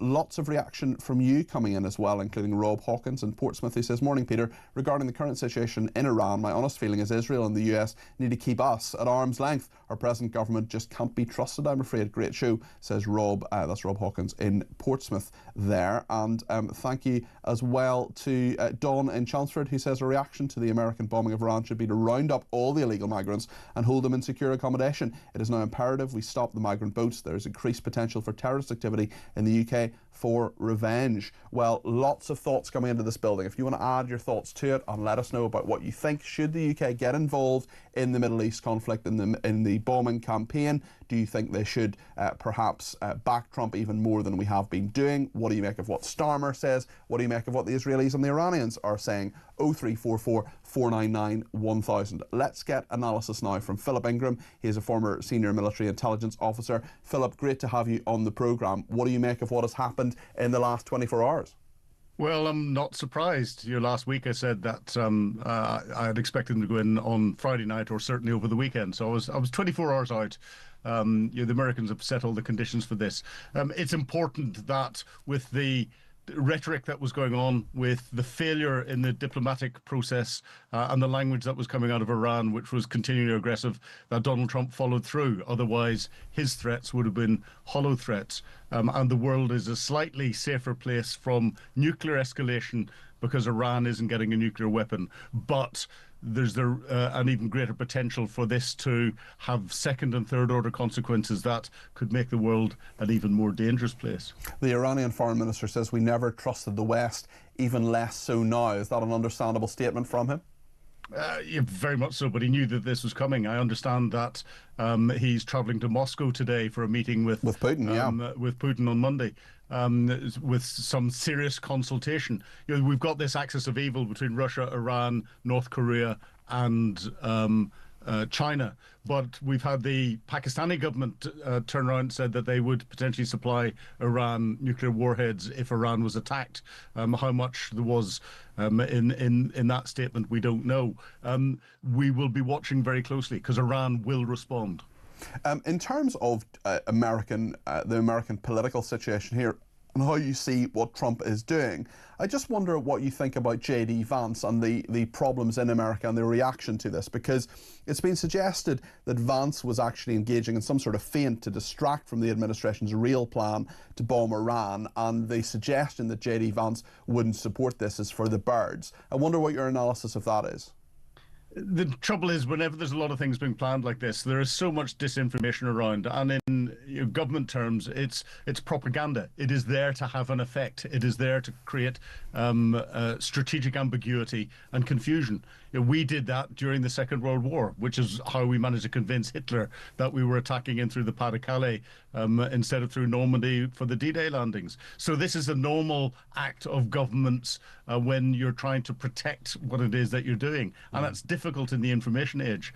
So trying to sift what is the real truth behind things is going to take time. And frankly, with regard to what's happened, is almost irrelevant. Donald Trump has got issues within his inner government, and he's going to have to sort that out over some time. His Director of National Intelligence seems to be being sidelined. J.D. Vance seems to go up with lots of wild comments, but Trump likes that, so he can then just deny what they're saying. He can push them out. He can use them as plausibly deniable little bad boys and bad girls. In terms of what the UK's involvement, if any, I mean, we're told by Jonathan Reynolds, the business secretary, we were informed about this. You and I both know, Philip, that'll be 5 minutes before the bombs are landing in Tehran when a phone call comes through to say, by the way, we're doing this, not asking your permission, but just telling you we're doing this. I mean, what, if any, role does the UK have here, or should it have? The UK's got a very close working relationship with the United States when it comes to supporting activities across the whole of the Middle East, and is critical to the United States in that. So we will have been supporting the United States, and of course we've got Royal Navy ships in the Red Sea. We've got Royal Navy ships patrolling the Straits of Hormuz, which is where the Iranians may react and try and close it, and that's been going on for quite some time. And we've got RAF capability supporting from Cyprus. It's interesting that the reports are suggesting the Americans did not use the Diego Garcia base for its B-2 bombers, which is where they would naturally have flown from. And this could be an indication of what the real thinking is behind this Chagos deal that Keir Starmer has negotiated with Mauritius, even though the deal hasn't gone through Parliament yet and is not on the statute books. I think the level of confusion and the potential for the US operation to have been compromised may have meant that they did not use Diego Garcia. That's not a good look for the UK-US relationship. What happens now, Philip? Iran will respond. It will not. How so? How do you think it will respond? Go to the negotiating table. There are a number of things it can do. It can't respond using ballistic missiles in the way it does to Israeli attacks because the United States is outside ballistic missile range. However, US and UK assets in the region, army assets in Iraq, US bases across the Middle East could be targeted by different Iranian-sponsored groups. The Houthis are likely to increase their activity in trying to disrupt international shipping in the Red Sea. The Iranians could try and close the Straits of Hormuz, which would cause a massive economic shock across the globe. And they'll be trying to get nuclear warheads from other despot countries around the place, in particular, see if Kim Jong-un and North Korea could supply them one. And we have to watch what the Pakistanis are doing. I think it's all mouth rather than any action. And then we have to look slightly closer to home to potential terror action. We saw the Palestine Action Group attacking with red paint into RAF Brize-Norton during the week. Those groups are almost certainly sponsored by the Iranian Revolutionary Guards Corps or the Russian SVR/GRU, somewhere in the background where the organisers of the groups don't realise that they're being manipulated and sponsored. But that means they've got the reach. They've got terror reach in their own country. And actually, Yvette Cooper, the Home Secretary, due to prescribe Palestine action tomorrow. There's also analysis in the Times today saying that it could have cost the government and firms making equipment for the British military as much as £55 million, Philip.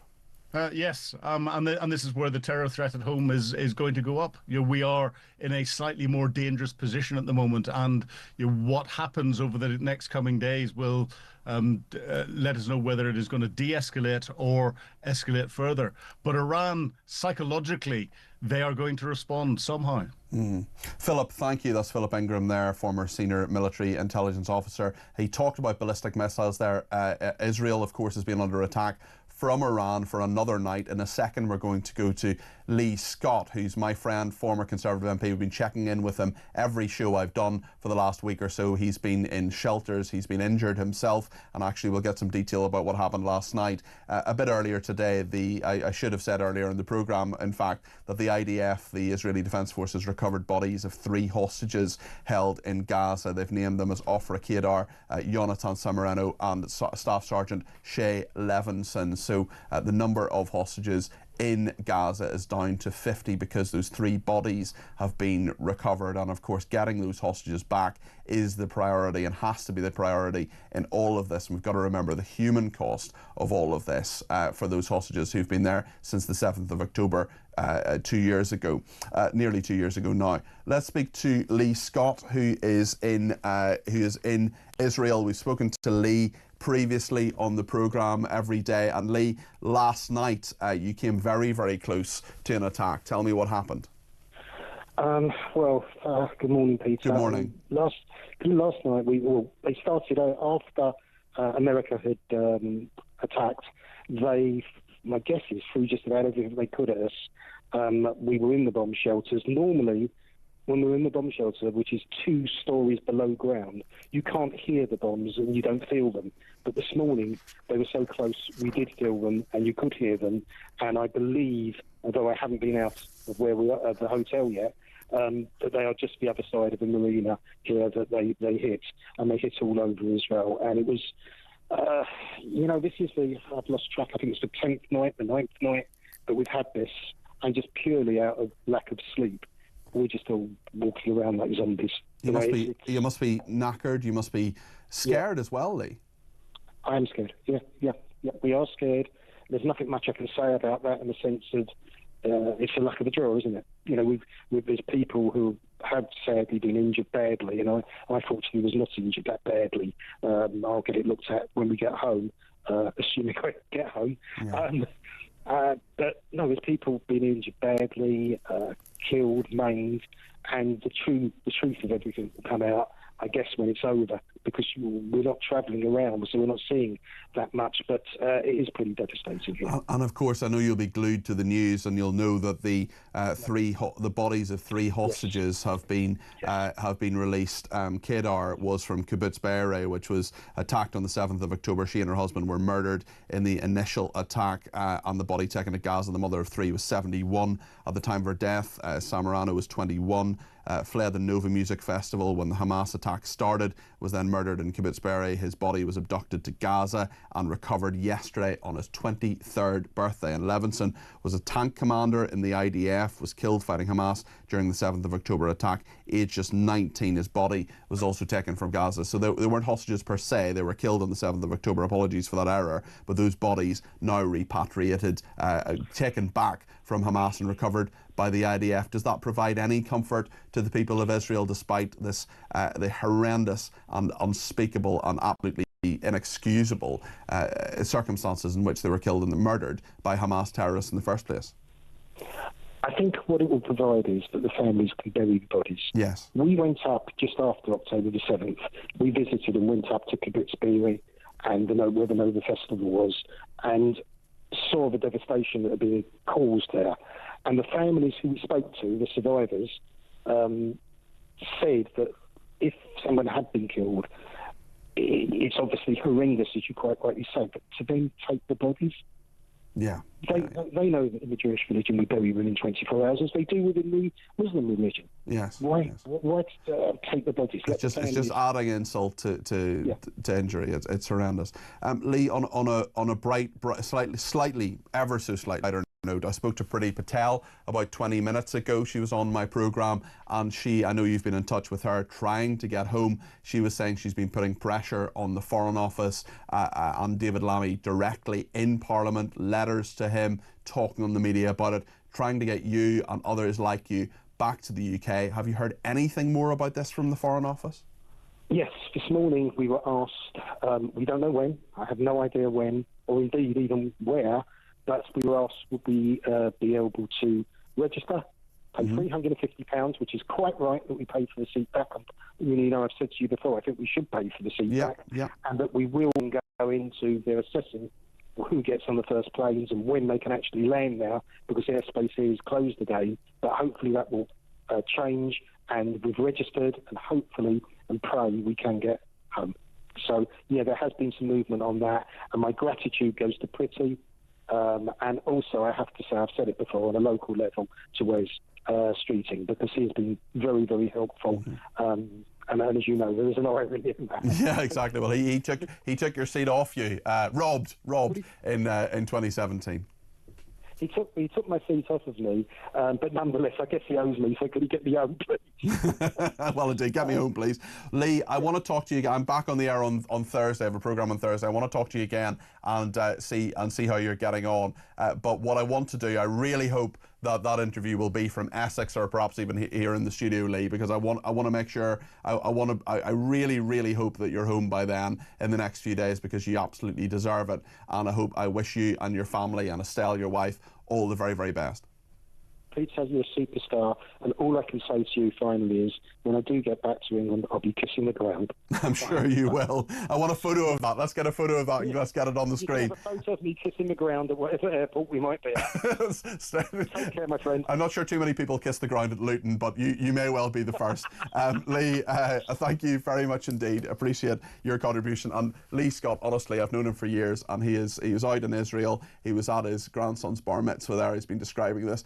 Only Lee is someone who could have a laugh given the horrendous situation he is in. I hope he gets back and with his wife Estelle very, very soon indeed. Thank you to everybody who's been in touch about all this. Michael says we need to stay strongly allied to the US. I don't know what Labour are doing to try to pull away from Trump. Thank you to Jason from Bristol. He says the only problem is that on the next general election, with 3 and a bit years, it could be too late by then. Kenny in Edinburgh says Donald Trump is probably sitting in the White House thinking Keir Starmer has made a statement about the attack in Iran. I better change my stance because two-tier Keir says so. I don't think so. Starmer has made us an irrelevance and we are no longer a player on the world stage. I wish Donald Trump was our leader. At least we'd be safe and secure and free speech would actually be allowed, says Kenny in Edinburgh, who says thanks for a great show, Cardi P. Thank you to Mary in County Down, who says Starmer's role is to urge diplomacy. The UK has built a good relationship with the United States and is rebuilding Britain's relationship with the EU. He's trying to position the UK as an honest broker and a peacemaker. Considering our reduced military capability and what he knows about the reluctance of people here to get drawn into war in the Middle East, it's not necessarily a bad position to take. The UK police can barely cope with huge pro-Palestinian demonstrations. If the UK joined this war in an overt way, the anti-war demonstrations and hullabaloo in Parliament would be a nightmare for government and policing. Lots to discuss on all of this. We'll take some of your calls next, and we will talk about assisted dying as well. Lots of people getting in touch about that. The debate was on Friday. You still want to talk about it. You know, in my shows, whatever you want to talk about, we talk about. So we will talk about assisted dying and anything else you want to talk about. 0344 499 1000. Stay with us.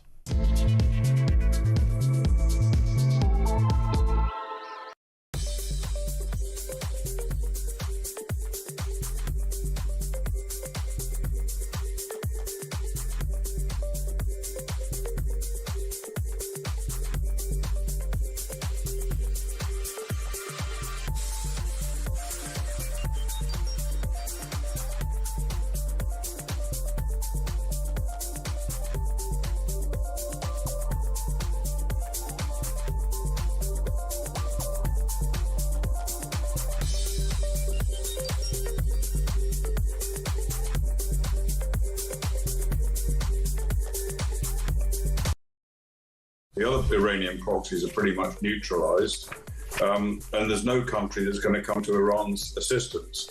The other Middle Eastern states are fully behind Israel and the US in these strikes on Iran. Iran's nuclear program threatened them just as much as it threatened Israel.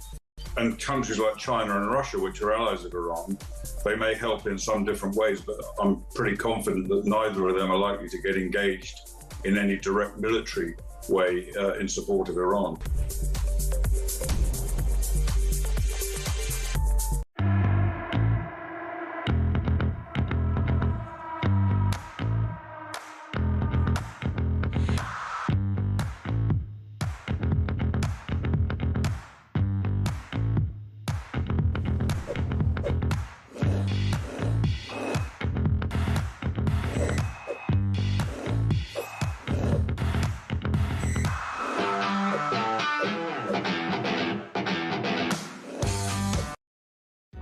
Across the UK, on DAB+, on your smart speaker, on your smart TV, and on your side.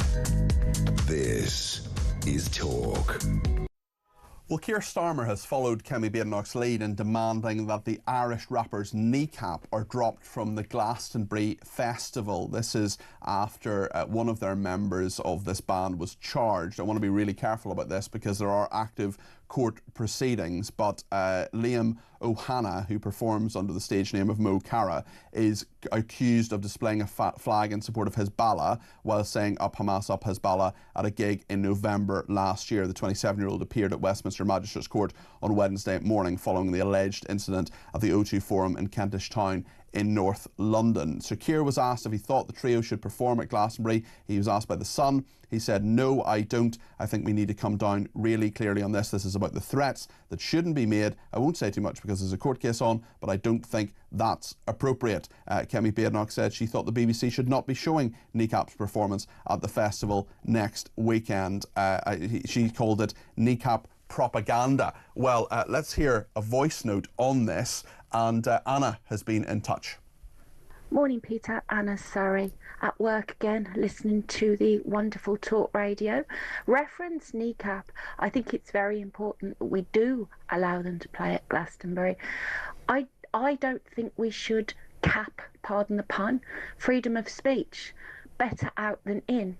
The majority of reasonable people in this country know when something's wrong, and I think the bigger platform you give these lunatics to talk their dribble, the better. Then we all see what they are when you try to stop them, restrict them, ban them. You almost give them a martyred situation, a martyred position. Look at Starmer. He has almost started a revolution by trying to quash freedom of speech with the right wing. Had he have just shut his mouth and been conciliatory, we probably wouldn't all be behind reform. Had he have gone to Ballymena and spoken to the people, he probably wouldn't have united both sides of Ireland. Anna, there's a lot in that, and I can absolutely see where you're coming from. I'm going to respectfully disagree with you, Anna, and thank you for sending your voice note in, and I don't mean this as a criticism of you personally. I'm just engaging with your points here. And in terms of Glastonbury, there is a huge megaphone that these scumbags in Kneecap have. They have hateful hate. The fact that they're even called Kneecap, I mean, that is a horrible practice by terrorists and drug dealers, sometimes the people in Northern Ireland, to silence people. The fact that they're called that, the fact that their lyrics and what they have said, I'm not talking about the issues in regard to the court case. I'm going to be very careful and stay away from that because there are court proceedings. But what is very, very clear is that Kneecap on many other occasions have said things like "kill your local MP." That is something that was said at a different concert. There are all sorts of problems. They are saying things that are not free speech per se. They're saying things that I would argue are actually illegal. Now, I'm not talking about the court case. As I say, I'm going to be careful around that.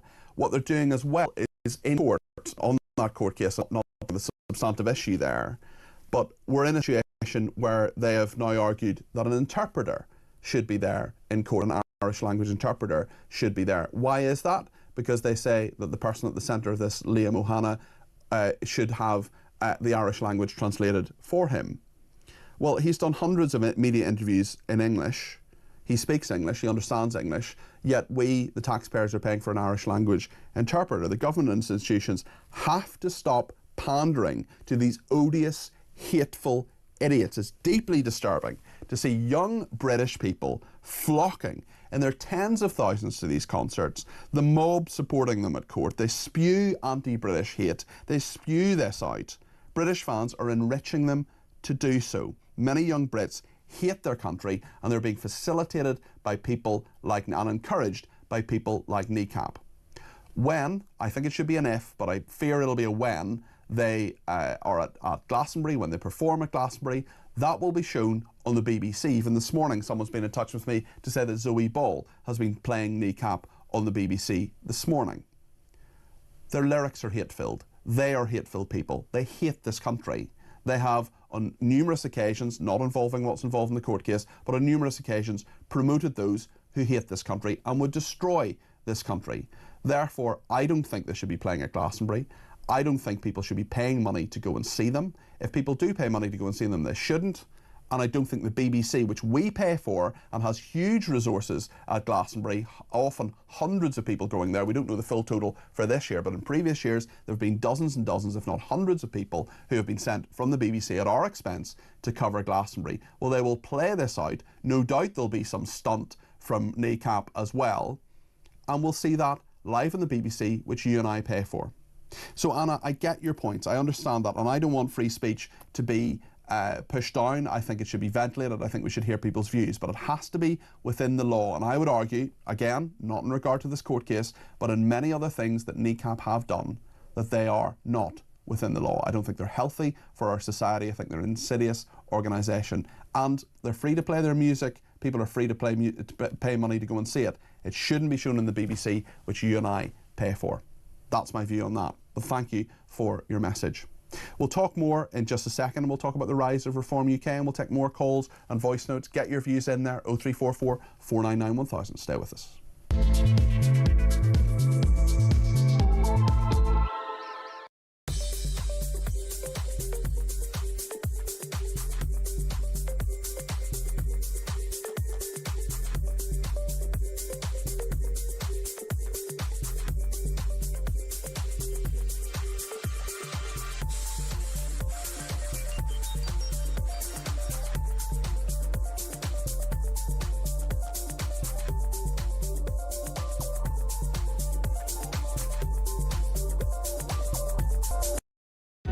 Across the UK, on DAB+, on your smart speaker, on your smart TV, and on your side.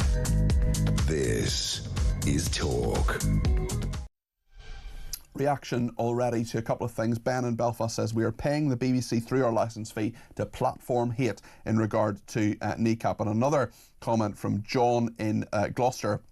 He says the bodies of people murdered on the October the 7th and taken to Gaza are actually regarded as hostages by the hostage families. This person, John, says he was actually in New York and was at a vigil and carried the image of a dead hostage at a vigil. All, whether living or dead, are being remembered and prayed for and honoured equally. Another person says Glastonbury and the BBC know that there will be pro-Palestinian and likely pro-Iran, pro-Hamas and anti-Semitic displays and chants of the crowd in Glastonbury, yet they're facilitating this on our dime. The BBC are disgusting. Well, whatever you think about this, let me know your thoughts. 0344 499 1000. I want to talk now about Reform UK, because there is a poll. It is only one poll, but nonetheless it shows a trend, and that is that Reform UK are on 34%, 9 points ahead of Labour on 25%. It's the highest level of support for reform shown by any poll to date, would almost certainly be sufficient to give Nigel Farage a comfortable overall majority in Parliament. I want to speak to Alex Wilson, who is a London Assembly member for Reform UK. Alex, you must be delighted at this poll. Yeah, good morning. Absolutely. I mean, it's the first poll that Ipsos have published since the general election. I think they're one of the last pollsters to sort of come out of hibernation, if you like. And for them to give us what is our highest score ever with any poll on 34% is fantastic news. As you said in your intro, though, it is only one poll, and you should never look at one single poll in isolation. Look at it as part of the broader trend. But it is very much part of that broader trend. If you look at all the polls that have been published since the general election, we're comfortably up in terms of vote share compared to what we got in that general election, and particularly since the turn of the year. Huge strides forward that we've taken as a party, and we're now averaging, for 2 months consecutively, we've been averaging around 30% in the polls, which is a clear 5 points higher than we had been on our previous best sort of monthly average. So very strong progress. Yes, this is only one poll, and it's obviously we're delighted with the results, but it does fit in with that wider pattern that shows that the strength and growth in our support is very much a real thing that's measured across all the polls, and indeed across real elections. We saw those fantastic local election results just over a month, or almost 2 months ago now. Yeah. And since then also council by-elections. There have been 30 by-elections in what are called principal authorities, that's counties, districts, unitaries, since those elections on the 1st of May. In those, we've made a net gain of 11 seats. The Conservatives have failed to win a single seat at all in those 30 by-elections. That shows the new political dynamic that's in play. We're very much on the up. The Conservatives are finished. I mean, they're down at 15%. Priti Patel, who I spoke to earlier, said their message will get through. I wonder, just in regard to the electoral system as well, a lot of people criticise the first past the post system and the fact that at the last election you got 4.1 million votes and only got 5 MPs elected at that stage on the 4th of July last year. The Liberal Democrats, for example, got 3.5 million and managed to get 72 MPs. What are you actually doing at Reform UK to make sure that your vote is spread a bit more widely? Because it could be 34%, but that might not necessarily mean a majority. No, you're absolutely right that the electoral system as we currently have is not a fair one, and it does deliberately, well, whether deliberately or accidentally, try to stop insurgent parties making a breakthrough where your support is spread more widely and thinly rather than being concentrated in certain areas. What we're trying to do now is learn very much from the Liberal Democrats, who've been very effective at targeting and using local elections as a way of building up a local ground force, which then translates into the army that will win parliamentary seats and by-elections and the like. And we're learning from that. The branch network that we've set up, that's what's different between where we are now and where we were at the general election. We've got over 400 local branches that are really driving forward those local campaigns on the grounds. And the proof of the pudding was in those local elections back in the beginning of May, where it turned into not just having more candidates nominated than any other party, but obviously winning more seats and more councils than any other party. It's that localised campaigning. That's where we're changing. That's where we're learning. And that's really going to push us forward as we go forward to the next general election as well. Nigel Farage is a Marmite figure. There are loads of people, including many viewers and listeners to this station, who love him and think he's a great guy. But there are lots of people who really hate him as well. How can you win them over, do you think? Well, any prominent politician is going to have supporters and detractors, but if you look at he is perhaps more. I think more people have a strong opinion about Nigel Farage than perhaps Kemi Badenoch, let's say. Well, more people have certainly heard of him than have heard of Kemi Badenoch. And I think that's harsh but fair, like the Hungarian police. Well, if you look at the polling for leadership ratings, then Nigel consistently has the strongest level of people saying they like him. Yes, you're right. There is also a large number of people who dislike him, but everyone's heard of him. Everyone's got a view on him, and the only thing worse than being talked about badly is not being bad at all. So I think Nigel's in a very happy place right now. I mean, I've seen the kind of look in his eyes when I last met him. He's very determined. This is the first time that he's had a genuine chance that he can actually become Prime Minister, and he feels that, we all feel that, and we're all very much rallying around to make sure. I totally think he believes that. I saw him on Wednesday, actually, just after he did a big interview with Mike Graham. He did a whole half an hour in this studio, and actually, if you want to, after this show, of course, when it's over at 1 o'clock, you can go back and watch that on our website, talk.tv. For the meantime, Alex Wilson, London Assembly Member for Reform UK, thanks for joining me on the programme. I want to talk to Paula now. She's in High Barnet, about Kneecap, who will be playing Glastonbury. Paula, we've got to be really careful because obviously there's this legal case that's there, and I do apologise in advance if I need to cut you off. Just if you say something, I know you're not a legal expert, but what is your view on all of this? If you can just bear with me, just let me gather put my thoughts together. Sure, you take your time, Paula. So first of all, what I'm confused with, and I'm old generation. I'm also an Irish citizen. I'm British as well, and I've got the history from my mum, as your parents will tell you. My mum is from the Republic. The generation that's coming up, I get confused. They tell us they want peace. They tell us they're all about peace and open and kindness, and then on the other hand, we have this scenario. The BBC have airing them on the Glastonbury. It is to try and garner that generation because they're losing out. So I think there's an element that they've jumped on this to try and pull the new generation, because they're struggling with that. Well, they would say, they're serving their audience. Kneecap are very popular with a young audience, therefore they should be covering them. I would argue that just because something's popular doesn't necessarily mean it's right. Yes, absolutely. And I would go back to what I said. The kids are turning to TikTok. They're turning to YouTube. They're not turning to the BBC. So this is an area the BBC can try and capture them. Yeah, that's what I think. First of all. Thirdly, I remember as a young girl back in the 80s and the news coverage of the situation with the Troubles. And I always remember them dubbing when they would interview X, Y, and Z. Yeah, Jerry Adams had his voice dubbed, that's right, yeah. And the faces as well, and I remember this. And here we are allowing this. Now, you could turn around and say, this is the free speech and this is this, but hang on, where did the lines change here? Where's the goalposts have changed? We're sort of encouraging this, and we're encouraging hate. I know myself. I've been called a plastic paddy. I've come across people who say to me, "You're not really Irish," but yet my heritage is 60% Irish. Yet, but there's a hate towards. There is a dislike. I won't use the word hate. Too strong. There is a dislike towards the population of the main. I agree with that. The British. And I've had many people saying, well, you were born in the Isle of Ireland, therefore you must be Irish. I'm not Irish, I'm British, and as the Belfast Agreement says, I can choose that. That is something that I can do. Yet there are people who say, oh, this is nonsense, you can't possibly be British. That is untrue. Paula, you make some really good points there, and I really, really appreciate them. That's Paula in High Barnet there. And interestingly, little factoid for you, the person who most frequently was the voice of Gerry Adams was actually an actor, the actor Stephen Ray, a very famous Irish actor, and he was married to a woman called Dolores Price, who was was an IRA bomber who was involved in the murder of a woman called Jean McConville, a mother of 10, and it was just, he had that link. They later divorced, but it's an interesting aspect of all of this, and how free speech is important. We're the home of free speech, we're the home of common sense. What I don't want is people doing things that are causing hate and that are making sure that people are hateful, especially towards this country. And there are so many people who would do this country down that kneecap, to me, and I'm not talking about the case particularly, I'm talking about many other things that they've said and done. There are many times when I believe that kneecap have encouraged people who are hostile to this country, and my strongly held personal belief, that is what I think. There's lots more to discuss. There's a lot more voice notes coming in, calls, messages. Haven't got to half of them. We will do a whole section on what you think next, I promise. Stay with us.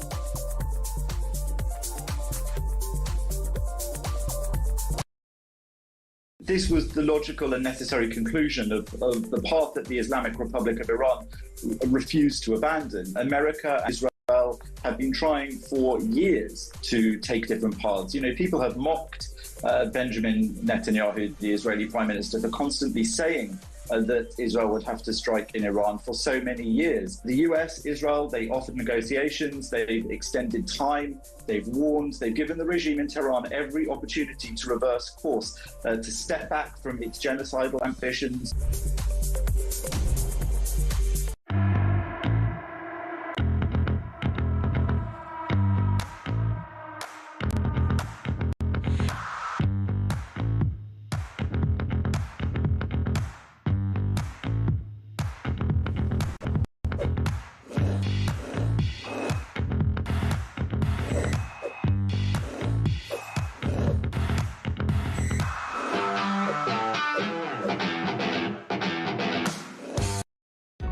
Across the UK, on DAB+, on your smart speaker, on your smart TV, and on your side.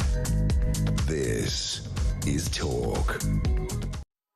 Well, lots to discuss in regard to Iran and the fact that Trump has bombed them. Of course, we'll bring you any developments between now and 1 o'clock. We're going to talk to Steve Gill, a former advisor to the Clinton and Bush administrations. We're going to talk to Kim Darroch, Lord Darroch, who's a former UK ambassador to the United States. Jake Wallace-Simons will join us as well. We've got loads of coverage right between now and 1 o'clock, but loads of people as well want to talk about kneecap, and Leslie says, well said, Peter, on kneecap, how low can the BBC fall to even consider covering them at Glastonbury? Elsa says, I agree 100%. Kneecap would have been banned if they were far right. Zoe Ball is a disgusting, overpaid, overrated presenter. Tell us what you think, Elsa. No moral compass and should know better. From abroad, the UK, my former home, looks like a country of immature, ridiculously privileged people who've lost all sense of morality. As a 76-year-old woman with the greatest sadness, I've always loved the UK, but it's now unrecognisable from the happy country where I grew up. Jane says, isn't Glastonbury the expensive tent in the field that only people with money can afford? Then they leave it for others to clean up their mess. Didn't they erect a fence last year to keep people out if they hadn't paid? Pity the borders aren't as well protected. How many Labour front bench will be going? Jane, all of that's true. Martin in Wiltshire says, well, actually, I probably won't read that out because that, I think, might be prejudicial with the court case. So, Martin, thanks for your sentiment, but I just want to be really, really careful in regards to court proceedings that are there. Neil says, Cardi P, we need to stop these artists having a platform. Kneecap should be stopped, and likewise the idiot warm-up before the British and Irish Lions game against Argentina shouted Free Palestine. Brave lad doing that at a rugby game. Mike in York says Kneecap should be allowed to play at Glastonbury so everyone hear how crap their music is. Thank you, Mike. I'm allowed to say that, I think, because you've said it under off-call. But we did have a voice note a minute in Tech Up. Dave was whinging. Well, quite rightly pointing out, I think, that if people swear in voice notes and say words beginning with S and F and C, we're probably not going to play them out. But we will play your voice notes. If you keep them to less than a minute or around a minute, this one, there was one earlier that was 67 seconds, but keep them to less than a minute, please. And please don't swear in. Let's hear what Jackus thinks about the borders. Good morning, Peter. I think the UK government are going to need to be hot on their toes with border situations now more than ever. With these strikes, I have a feeling that the UK are probably going to be a target due to the close allyship with the States. Let's hear from Ash. Morning, Ash from Preston. Starmer is a guy who needed a cut to tell him what a woman was. This guy isn't going to make a decision on anything. He's a laughing stock, and so is Britain. That was 9 seconds. He made his points and made them very, very well, and thank you for them. See, it doesn't need to be long. Nick has been in touch in regard to Nigel getting bills passed in the Lords if he was Prime Minister, Nigel Farage. Of course, we've had this big pull out today saying that Reform could get a majority. This is what Nick has to say. Good morning, Peter. It's Nick Moore from Loughborough, and thank you once again for my Sunday dose of sanity. With regard Nigel Farage's storming ahead in the polls to 34% of the poll, which I'm ecstatic about, by the way, please, as a political expert as you are, could you explain to me what difficulties Farage and the Reform Party will have in getting legislation through Parliament when they have no peers in the House of Lords? It's a genuine question to what I perceive might be a real problem. Thank you, Peter. Have a good day. That is a perfectly valid question. It's a very good question. I've just written a couple of notes here, Nick, and thanks for your kind words as well about your Sunday dose of sanity. Right, if something's in a manifesto, if a party puts something in a manifesto and then they enact government legislation, they put through bills which then go to the House of Lords. There's this thing called the Salisbury Convention. Bear with me. The Salisbury Convention basically says that if it's in the manifesto, it's a government bill, the Lords won't vote it down. So people will have lots to say about it. They will, of course, bring their views forward, but at the same time they won't vote it down. So as long as it's in the manifesto, it should be fine under that convention. But it would be very, very interesting. And it's a really interesting point you mentioned there. And I wonder how many, if Reform UK are even being approached about Lords, if they're going to put people in the Lords. Zia Youssef might be someone they might think of, maybe even David Bull, late of this parish. Certainly in regard to peers, I don't think off the top of my head there are any Reform UK peers that are there. I know Malcolm Pearson is a former leader of UKIP and would be, I think, quite allied with Farage, so there are people who would support him, but as you correctly point out, Nick, a very, very small number. So it is certainly something I'm sure if hypothetically Reform UK were to become the government of this country, they'd be looking, as all governments do, at the Lords, and Labour, have put in, as the Conservatives did before them, as the Liberal Democrats did as well when they were in coalition, and quite a number of Lords. They're not going to have a majority there. I don't think that would happen in one term. I think it would take an awfully long time, especially as Lords are appointed for life. But it's a very, very good point. So thank you for it. Let's hear what Judy has to say. Hello, it's Judy from Altos, West Yorkshire. I think the government, those idiots in Westminster, have made a big mistake saying you can have an abortion up to term. It's totally not right. I agree that every woman should have a choice, but I think it should be 12 weeks. After that, you can't have an abortion. You know in 12 weeks what you want to do. It's not that hard. You make your mind up whether you want to go through with it or you don't. My great-grandson was born at 28 weeks, weighing £2.10 ounces, and due to the excellent care he got in Pinderfield's neonatal unit, he's now a strapping 11-year-old. Totally wrong. Thank you. Thank you, Judy. There's a lot of people who've been in touch about this, not just assisted dying, but also not just abortion, but also assisted dying as well. Let me play just one more message actually about this, and I'll read out a couple of texts. Someone has said that Claire Muldoon, who was on earlier on about an hour ago, that she's wrong on this. Let's hear this message. I really like Claire Muldoon, but on this one, I'm not having it. How dare she tell somebody what they can do with their child? It's their child. It's got nothing to do with her just because she's religious. Also, on assisted dying, how dare you tell me when I can decide when I want to die? It's got absolutely zilch to do with you. Stay out of other people's lives, deal with your own life, and make your own decisions in your own life. Okay, thanks for that message. No name on it. Linda in Suffolk says, my daughter was born at 24 weeks. She's now 38. In fact, I adopted her. She is my best friend and a wonderful daughter. If anyone wants... oh, sorry, that's a bit mangled, but Linda says the last bit of that message doesn't quite make sense. Maybe some problem with the system, but thank you for your very kind message, and thank you. I'm sure your daughter will thank you for such a lovely message. That's Linda in Suffolk there. He says, my daughter was born at 24 weeks. She's now 38. In fact, I adopted her. She is my best friend and a wonderful daughter. And Judy talking there about her great-grandson as well, born at 28 weeks, 2 pounds and 10 ounces. Well, on assisted dying, lots of people getting in touch as well. Paul Jones says, assisted dying is a choice, not compulsory, so why doesn't Claire want people to have that choice? Andy says, I wrote to my MP about the assisted dying bill, and she wrote back telling me that due to the amendment she would be voting against the bill. She voted for the bill. I'm a devout Catholic, and I like Claire Muldoon, and I'm enraged with anger. Great show. That's Andy in Bridgend there. Brian says, Claire was so right. We need a government that works for the people, and yes, we are bitter with the win we gave Labour. They are useless, says Brian. And in regard to another one on assisted dying, Russ in Croydon says, a question I would like to ask those that are opposed to assisted dying, if any of those in pain and suffering who have called you this morning were given the way out, just how would that affect them? It wouldn't. There are people who are now anti, which of course is their choice, but how does this give them the right to dictate to others regarding matters that in no way would affect them, says Russ in Croydon. Lots to discuss. Actually, one more from Dan in Kent. Dan was saying that we weren't reading out his messages yesterday. Dan, I'm very pleased to do so. There's the second one from you this morning. I think the majority of people agree with the assisted dying bill on people who have chronic pain and suffering. I think it's the trust in government and the legal system on it, not trickling down to the disabled and the vulnerable, that people are concerned about. Peter, Dan, I think that's a very, very good point. Sharon's in Suffolk and has some thoughts on assisted dying. Sharon, you're very welcome to the programme. What would you like to say? Good morning, sweetheart. I've been listening with interest, shall we say.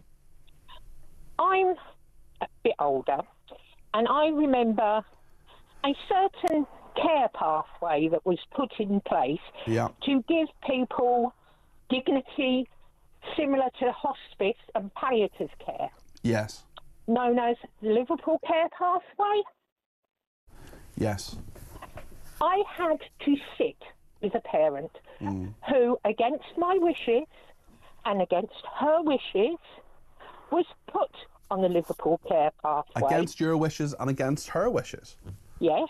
She had a directive in writing, which I presented to the doctors. That's astonishing that happened. I'm so sorry to hear that happened. I mean, that shouldn't have happened. As I say, I gave that to the doctors in charge of her care, and I was her legal representative.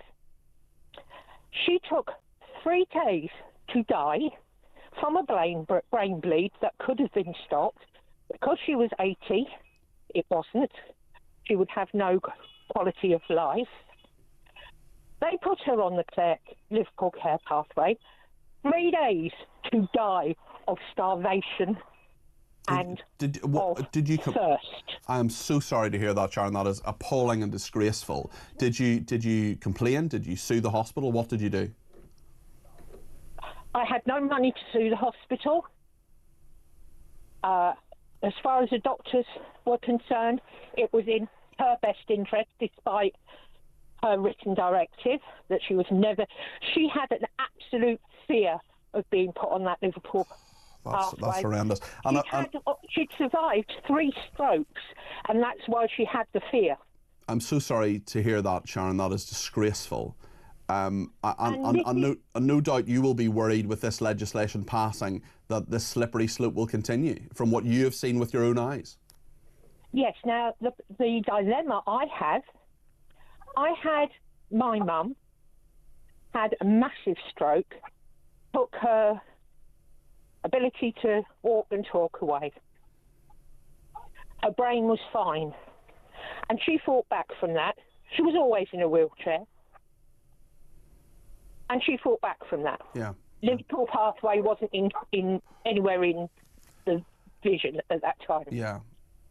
She wanted to live. My father had a massive stroke, took his voice and mobility, and begged the doctors in writing to end his life. Sharon, you've been and through. To be quite honest, Yeah. I was in agreement. Sharon, you've been through so much. I'm sorry to leave the call there, but just for matters of time, we've got to, because we've got to go to the news. I do apologise, but Sharon, I think what Sharon illustrates there is that often people aren't listened to, and the safeguards that are in this system that are meant to be there often aren't, and that is an appalling story. I believe, Sharon, of course we don't know the hospital that's involved. I would give them a right of reply if I knew which one it was, but certainly that is just absolutely disgraceful. We've had some news as well that the Prime Minister, Sir Keir Starmer, he's going to chair a COBRA meeting this afternoon following the US strikes on Iran. COBRA, of course, the government's emergency committee. We will hopefully hear from him very soon as well. That is the Prime Minister. Keir Starmer says he's going to chair a emergency COBRA committee this afternoon following these US strikes in Iran. We're going to talk more about that in the next hour. I want your views too on all of that. Stay with us here on Talk.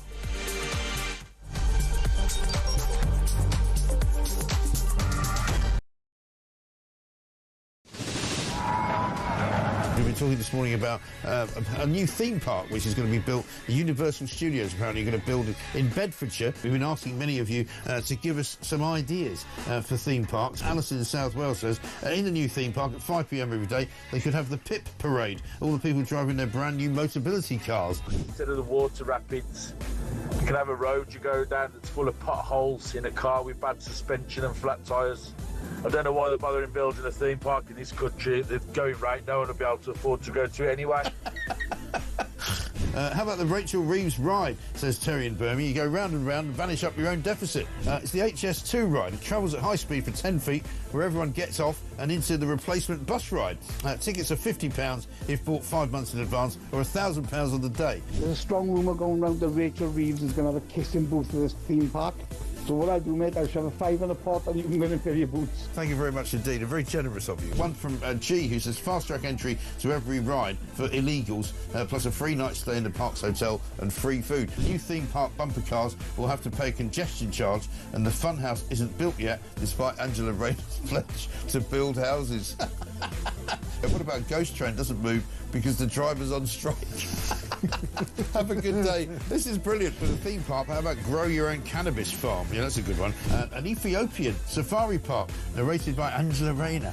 Says Gary in Durham. How about that? This sums up the Labour Party to me. The one idea they have to improve growth for the economy is to basically have a bloody big fun fair. It's the type of idea primary school children would pitch, given 10 minutes to come up with something. Well, it turns out, Matt, in Royston, that it's not even their idea.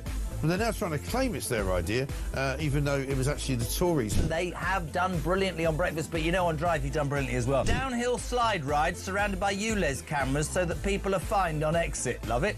You could have a Birmingham-themed Whack the Rat stall. If you whack the rat, you can have your bin emptied for free. On the Labour theme park, a house of mirrors where they're all boarded up because they can't bear to look themselves in the eye. I've got a great one for you, mate. This is for the is this for the Universal theme park run by Labour? Moat right around the park. Yeah. With loads of dinghies. Call it a channel and say anyone who can break in, all is free. Imagine a Scouser say you can break into a theme park for free. Hi, Jeremy. Hey, it's simple.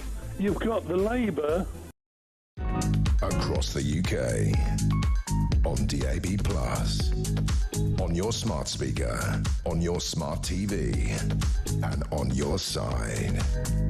This is Talk.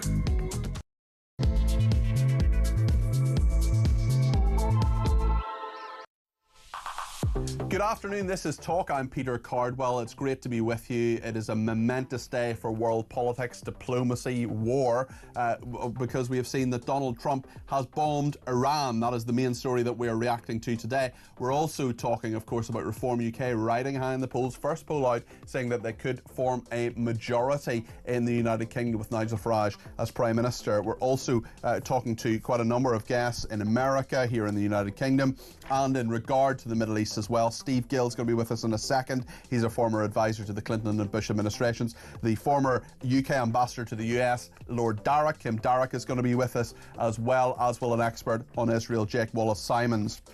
Lots to discuss, and I want to discuss it with you. 0344 499 1000 is the number to call. You can text me 87222 with the word talk in your text. You can tweet me at talkTV, follow me at Peter Cardwell. You can send me a voice note, less than a minute please, and no swearing in it if you don't mind. 0344 499 1000. You can also send me a WhatsApp text message or give me a ring on that main number, 0344 499 1000. Lots to discuss between now and 1 o'clock. Stay with us here on Talk.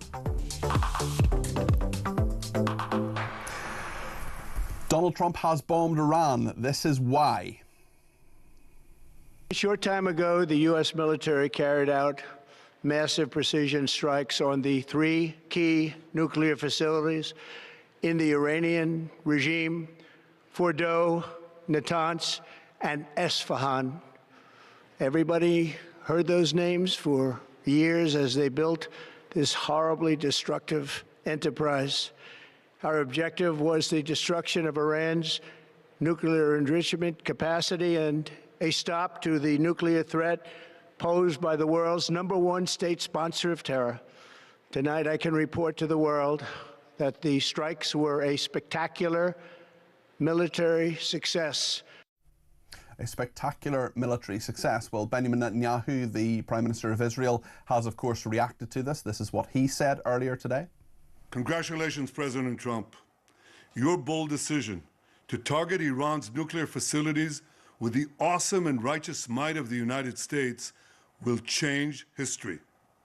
In Operation Rising Lion, Israel has done truly amazing things. But in tonight's action against Iran's nuclear facilities, America has been truly unsurpassed. It has done what no other country on earth could do. History will record that President Trump acted to deny the world's most dangerous regime the world's most dangerous weapons. His leadership today has created a pivot of history that can help lead the Middle East and beyond to a future of prosperity and peace. That is the Israeli Prime Minister Benjamin Netanyahu there. The Iranians, of course, have reacted to this. Their ambassador to the United Kingdom told the BBC this morning his thoughts on the US strikes. His name is Saeed Ali Mousavi. This is what he had to say. Our authorities are considering how the quantity and quality of our reaction, maybe for regard to retaliation. And so everything is going to be considered according to our rights, or there is no doubt only defending face, not going to be making some problems for, the region. Everything should be monitored, everything should be calculated according to our, national, regional, and global interests.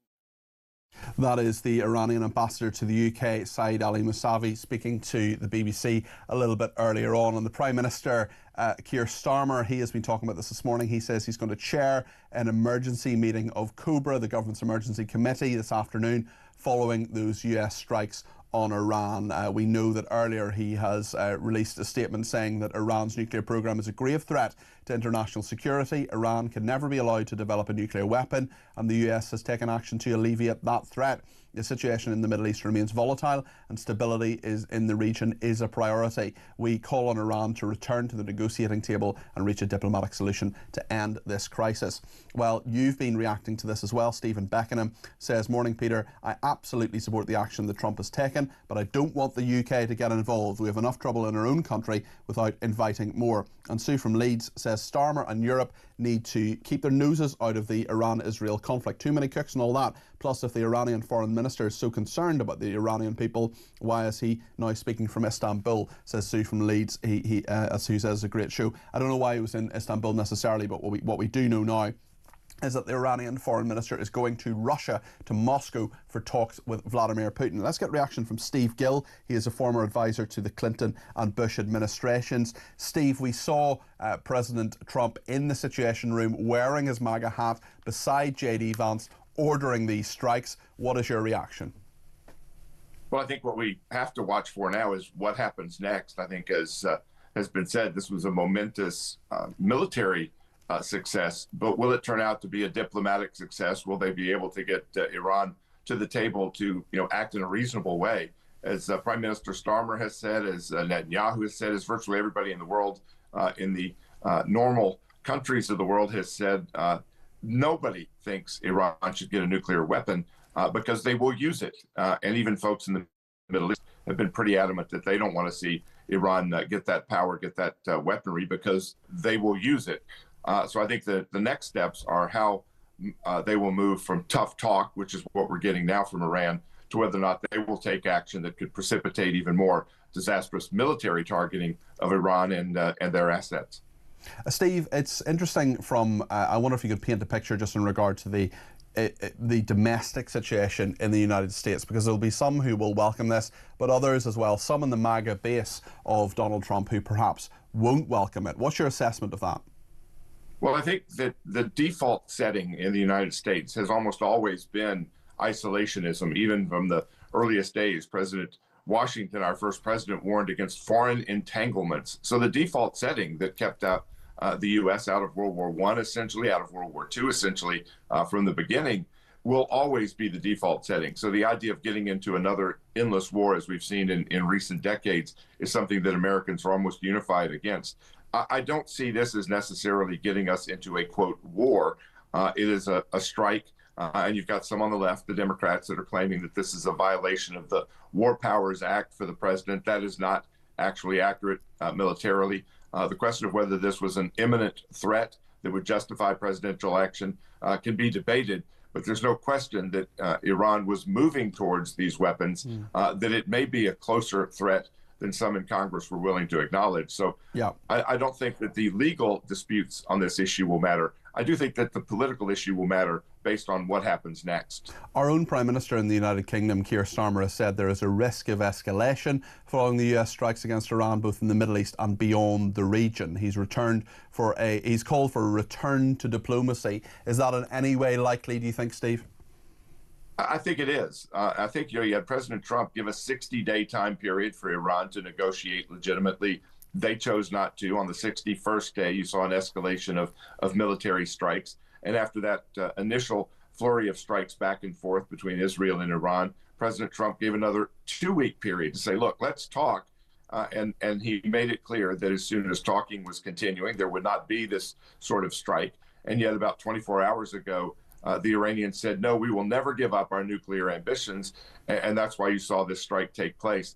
The question is whether or not there are those within Iran who will look at what's happening now and say that the nuclear ambitions are not worth it. Now, Peter, there are some in the U.S. and around the world that say, well, if Israel has nuclear weapons, Iran should have nuclear weapons. The difference is Israelis aren't constantly chanting in the street, death to Jordan, death to Saudi Arabia, death to Iran. They're not threatening constantly to use the nukes that they presumably have. Iran constantly uses and threatens to use military strength and terrorism to advance their agenda. And I think that's the distinction and why everybody is in agreement. Iran does not need to get a nuke. Thank you, Steve. That is Steve Gill there, who is a former advisor to the Clinton and Bush administrations. Starmer as well, in what he has said this morning, says he's not going to speculate about what might happen because all his focus is on de-escalation. He also says he'll take all necessary measures to protect British personnel in the region. What about people who've gone out, like Lee Scott, for example, to see family and friends? Or when are they coming back? That's what I want to know as well. We talked about that earlier. Ash in Lancashire says, we see Iran is set to do nothing other than play the victim card and complain to the United Nations. Trump has dealt with Iran in one action and prevailed peace at the same time. What a genius. Should he be a Nobel Prize candidate? Well, certainly the actions of Trump are best described by those who know him best, and the UK ambassador in Trump's first term of office was Kim Darroch, Lord Darroch. He joins us after the break. You're going to want to hear what he has to say about what is happening right now in the world. It is a tense time. We'll get Lord Darroch's analysis in just a second here on Talk.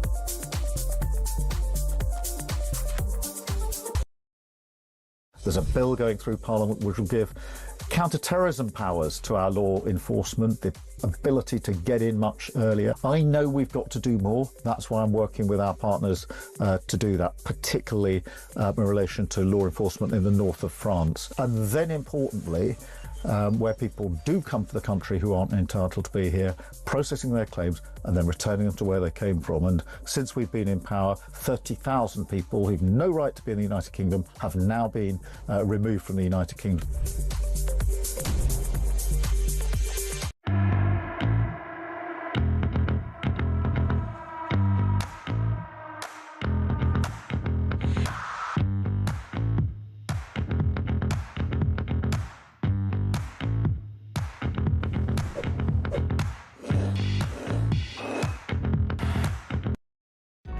Across the UK, on DAB+, on your smart speaker, on your smart TV, and on your side.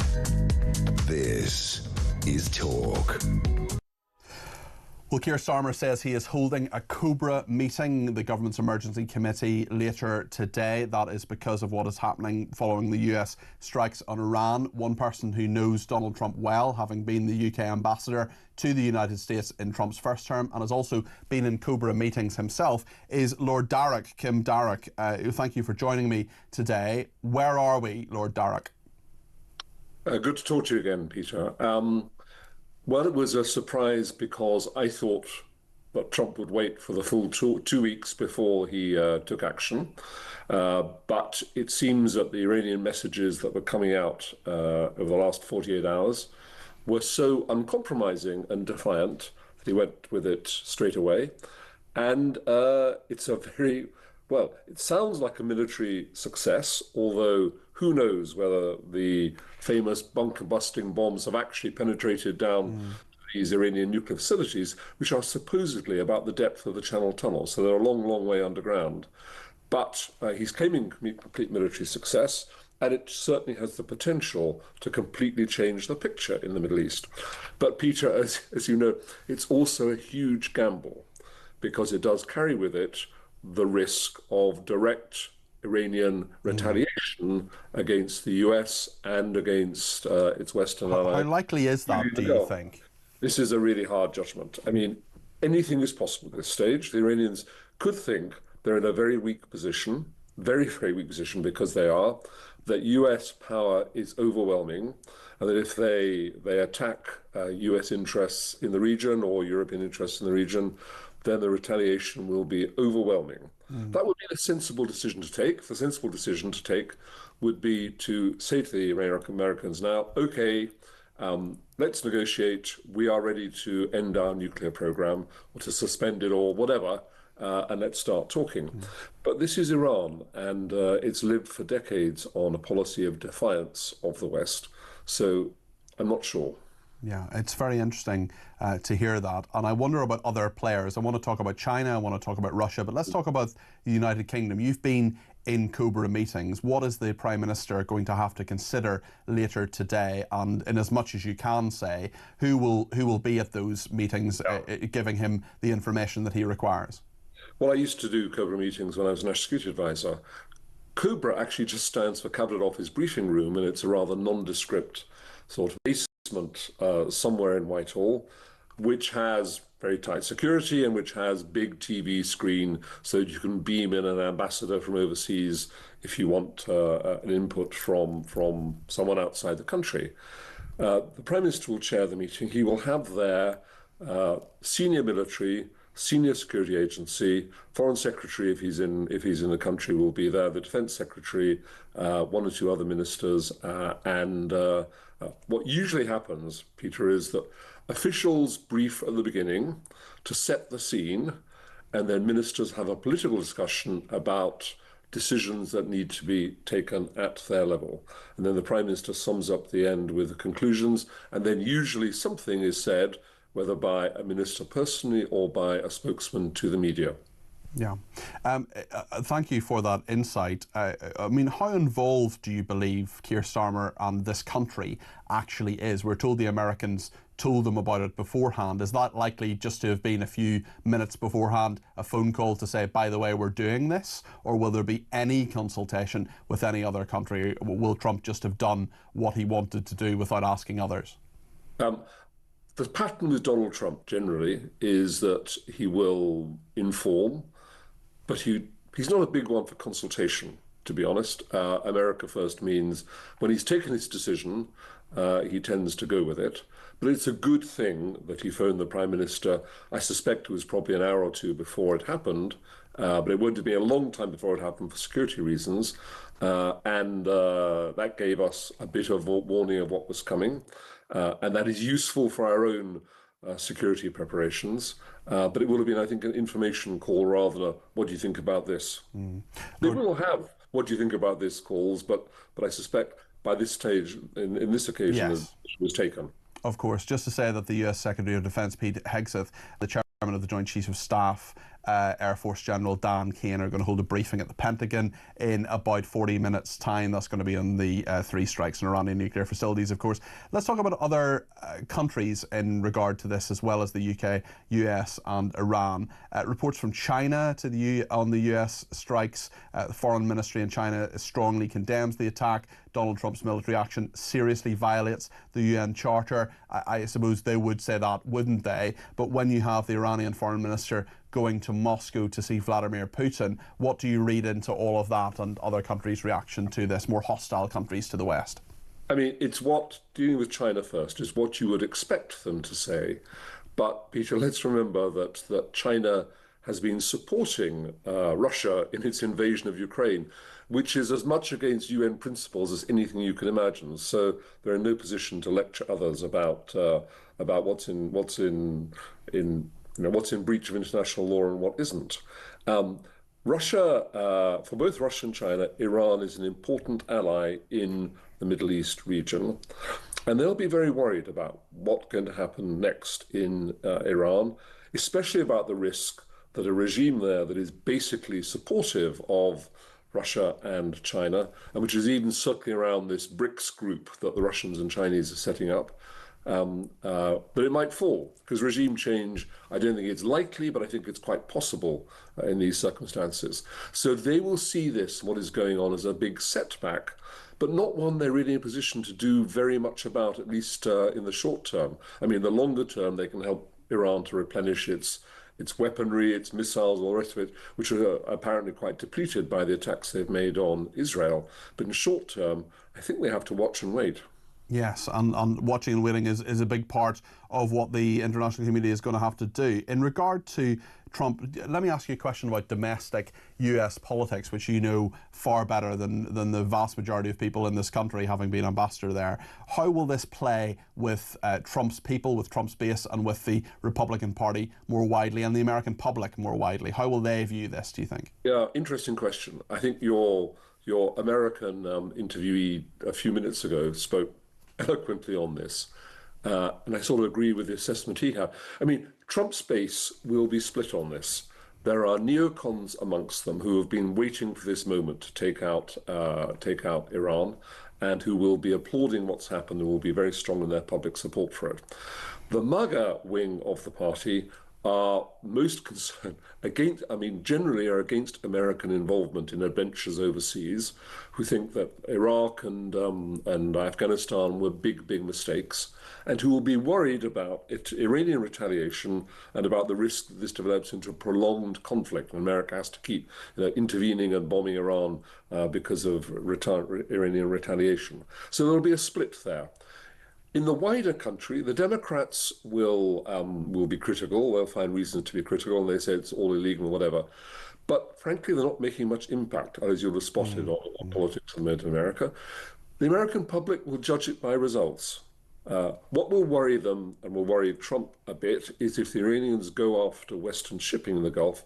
20% of the world's oil comes through the Gulf shipping lanes, and that can damage economies everywhere, although America is a little less vulnerable because it produces so much of its own energy. So I don't think there'll be a strong reaction against it amongst the American public. We'll wait and see how this develops.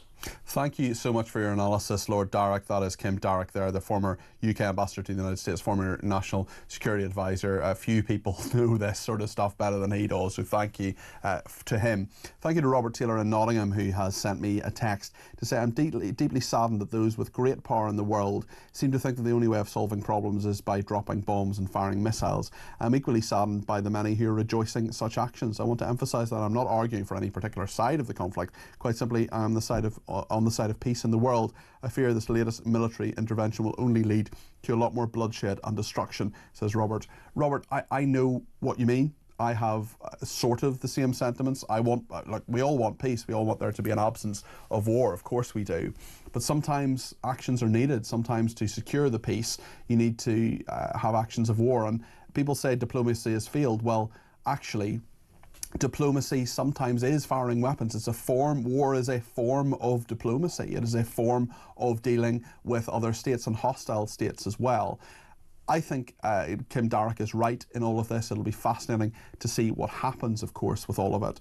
John in Rugby says, so Starmer is chairing a Cobra on a Sunday. What happened to I don't work after 6 on a Friday? Numpty. Well, John, I for one am glad he is working today. I think he should be working today. And I'm happy that our Prime Minister is in Cobra. I think that's exactly where he should be. And we heard from Kim Darroch there what it's like. Jane says the Prime Minister should have a Cobra meeting about the emergency in the Channel. Until he protects his own borders, no one will take him seriously. Thank you to people getting in touch on other matters as well. Trevor in Harrow, who says, Peter, the big test for reform will be the Welsh Assembly elections next year. I, for one, hope reform blasts the Labour Party in Wales. They have brought nothing but misery to the people. Nick says, I'm 56 and this country is unrecognisable to the one I grew up in. I'm petrified for the future. I have no idea what the country will look like in another 4 years when Labour finish wrecking it. While I'm doubtful reform can win, I hope and pray with all my strength that they will win. Otherwise, I feel life as I once knew it is done. Andy in Cleethorpes says, just a quick one for you. If there was compulsory voting in this country, do you think Labour would have been elected? Andy, the honest answer is, I do not know. I don't know about compulsory voting. I'm not sure it's the right thing. What I do think is if there is compulsory voting, if we follow the example of Australia, for example, where you get fined 100 quid if you don't vote, there should definitely be a box in there that says none of the above. Michael in Lincoln says, I've never heard such guff as from your guest Simeon earlier on, saying reforms arises because of the weakness of the Conservatives. The current government have done more to convince people we have to remove the complacent and lying same old parties that have ruled over us and in most people's minds betrayed our wishes consistently, says Mike. The time for change is here and Labour and the Tories will feel the wrath of the nation come the next election. Let's hear the thoughts on a voice note from Brian. Good morning, Peter. Brian from Hayes in Middlesex. I'd just like to say I'm more fearful of Priti Patel and her Conservative Party and their colleagues in Westminster, of all parties, because they're doing more damage to our country than the Iranians ever could. And they should be ashamed of themselves. And to come on a station today and pretend that it's everyone else's fault that we're struggling, and to be scared of the Iranians, it smacks of Saddam Hussein. And let's be scared of the Iraqis. But at the end of the day, Saddam Hussein and Gaddafi, once they were removed, it created a wave of migration across into Europe, and that's more dangerous than Iran. Thank you. Thanks, Brian. I for one, think Saddam Hussein is probably more dangerous than Priti Patel, but listen, I know what you're saying there. I'm being a bit flippant, and thank you for your message. I honestly do appreciate it. Sue's been in touch on assisted dying. Morning, Peter. On the subject of assisted dying, I think the majority of the people in this country could do with some assisted living, because it's just hell at the moment. Thank you. Short message which says everything. 11 seconds there from Sue. Great message. Thank you very much. Anything up to a minute, of course, we're very, very happy to take. More than a minute gets problematic. We want everybody to have their say. Richard has been in touch on Trump. Good morning, Peter. Richard in Corby. It's great for me to see the world have some leadership again. Trump, whether you love him, hate him, or, well, you can't be indifferent about him, but he's a leader. He said what he was going to do, and he did it. And it was great sight to see him say, Trump, J.D. Vance, Rubio and Hegseth up there together, and it gives us hope for the future. Maybe one day we'll get there. Thanks. Thank you, Richard. Appreciate your thoughts there. Mike says Reform and Nigel could start repairing our relationship with the US while he takes his rightful place as Prime Minister that Starmer have effectively destroyed, as well as trying to rebuild the UK into the great country it once was. Starmer should be prosecuted for treason. I love how Nigel, you only need to say Nigel and everybody knows exactly who you're talking about, like sort of Sting or Madonna. Another person says, I do wish politicians from the old parties would stop referring to any party that wants to fulfil the wishes of the majority of the nation as populist. If their policies are popular, that should be telling us the same old, that they are getting things wrong with the majority of voters. It's a very fair point. Paul says UK politics is the funniest thing to watch. Only shame is real, not fictional. The shadow government, the Tories shouting about what the Labour should do while they didn't do it while they were in. And when Labour was shadow, blocked everything the Tories tried to do and called it racist, and are now blaming the Tories for not doing those things and trying to do them themselves. Utter joke. Paul G from Dunoon says Priti Patel says the government, Priti Patel says the Conservatives have great experience of government, yes, but their experience is of failing to achieve anything positive in 14 years. Some breaking news, and that is that air defences have been activated in parts of Iran, according to state media there. That is in eastern Tehran, air defences activated there. It happened in the eastern Tehran province and the Yazid province. So we'll, of course, bring you up to date with any developing lines there. Steve says a state of emergency is needed here in the UK with his message. He says our borders must be secure. Jane says, any way we can poach Trump? Let us know if you think of a plan. And Julie says, could Nigel, if he got into power, get rid of the House of Lords? In theory, yes, he could. A couple more messages before the break. Paul, I've read out Paul's one. Anne says, Starmer is a fool. You can only negotiate with the rational, not the irrational. No, there are no complaints from other Arab nations. Leave Israel and the US to get on with it for the good of the whole world, says Anne. And finally, Craig in Sunderland says, regarding assisted dying, while I can understand those people who are in pain wanting this, my main concern is where it will lead to if anyone who wants this retrospectively. I don't quite understand that final point, but Craig, thank you for your thoughts on all of that. We will continue talking about the Middle East. Jake Wallace-Simons, expert on Israel, author of Israelophobia, the newest version of the oldest hatred, and what to do about it. We'll talk to him. We'll also talk to him about Kneecap, who are playing Glastonbury and being beamed to homes in the UK via the taxpayer-funded BBC. Are you happy about that? Let me know your thoughts. 0344 499 1000.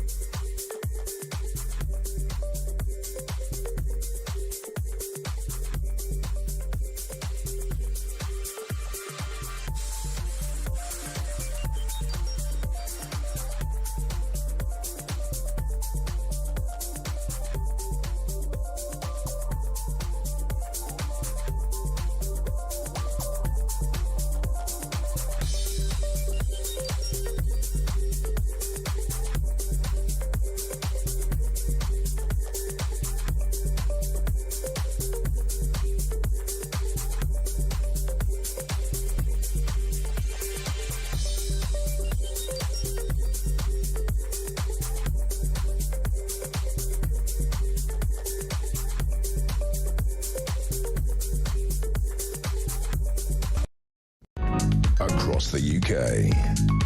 On DAB+, on your smart speaker, on your smart TV, and on your side. This is Talk. Well, lots to discuss in regard to Iran and, of course, here in the United Kingdom, because Keir Starmer has followed Kemi Badenoch in demanding the Irish rapper's kneecap or drop from Glastonbury after the Hezbollah flag charge. We know that there are active legal proceedings, so we'll be really careful what we say. We certainly don't want to prejudice any trials, and we'll take our responsibility seriously on that. But I think we can talk about this more generally in regard to where we are, because kneecap, of course, are on many occasions, not the one, I'm not talking about anything that the courts are considering at the moment, I'm talking about many other occasions, have said lots of anti-British and things, and many things about our enemies that would destroy us here in the UK. Well, Jake Wallace-Simons is author of Israelophobia, the newest version of The Oldest Hatred and What to Do About It. Jake, what is your view on this? Because what we know is that the BBC, which is funded by the licence fee payer, of course, sends dozens, if not hundreds of people to Glastonbury, the big festival that's happening next weekend, well, from the middle of this week, really, and next weekend. Kneecap are currently playing there, and that's going to be beamed into many people's homes at our expense. What's your view on that? Well, it's quite obvious that they shouldn't be playing. I think that Britain just needs to start to get real with the threat from radicals, both jihadi radicals and Western radicals who support the jihadis on our shores. This is not a game. It's not, funny anymore. We've seen enough terror attacks on our shores to know that this stuff can incite violence. Again, as you pointed out, I'm not seeking to prejudice Kneecap's trial, but in general, this sort of inflammatory rhetoric that we see week in, week out on London streets and elsewhere has real-world consequences. You know, the Israelis have shown us in Iran what it means to take on an enemy with determination and to win. These jihadi groups who support Iran have been banned in the United Arab Emirates and across the Arab world, from Egypt to Jordan and back. And yet we view them with this indulgence that allows them to get away with using our freedoms to put across views in public that would undermine those freedoms. You can only tolerate the intolerant for so long before your tolerance is done away with by the intolerant. And that's really the point at which we find ourselves. We've got to wise up and defend our values, otherwise there'll be little left to defend. I couldn't agree more with every single word you've said. Jack, if you don't mind, we have 4 different clips from various people, one from Trump, one from Netanyahu, one from the Iranian foreign minister, and one from Jonathan Reynolds, who's been out on the rounds this morning, the morning media round. He didn't have time to talk to us, but he did talk to the BBC. What I'd love to do with you, given your huge knowledge of the Middle East, Jake, is to just go through each of those clips in turn, play them, and then ask your reaction to them. Is that okay with you? Of course, of course. Great stuff. Let's start with Trump. This is what Donald Trump has been saying after those 6 bombs have been dropped on Iran. A short time ago, the U.S. military carried out massive precision strikes on the 3 key nuclear facilities in the Iranian regime: Fordow, Natanz, and Esfahan. Everybody heard those names for years as they built this horribly destructive enterprise. Our objective was the destruction of Iran's nuclear enrichment capacity and a stop to the nuclear threat posed by the world's #1 state sponsor of terror. Tonight, I can report to the world that the strikes were a spectacular military success. Well, that is Donald Trump, and behind him, for those people who are listening rather than watching, he had, of course, the Secretary of State Marco Rubio, he had the Vice President J.D. Vance, and the Secretary of Defence Pete Hegseth. What do you make of what he said there and what he has done, Jake? Well, I think that's a very interesting clip that you played, because a lot of Trump's detractors here in what Simon Sebag Montefiore has called the comfort democracies, the liberal elites who've never had to worry about bomb shelters and the safety of their own children, will mock Trump. He looks weird. He's got an orange tan. They can mock his sort of amateur way of putting himself across by comparison to the grown-up supposed grown-ups of Barack Obama and so forth.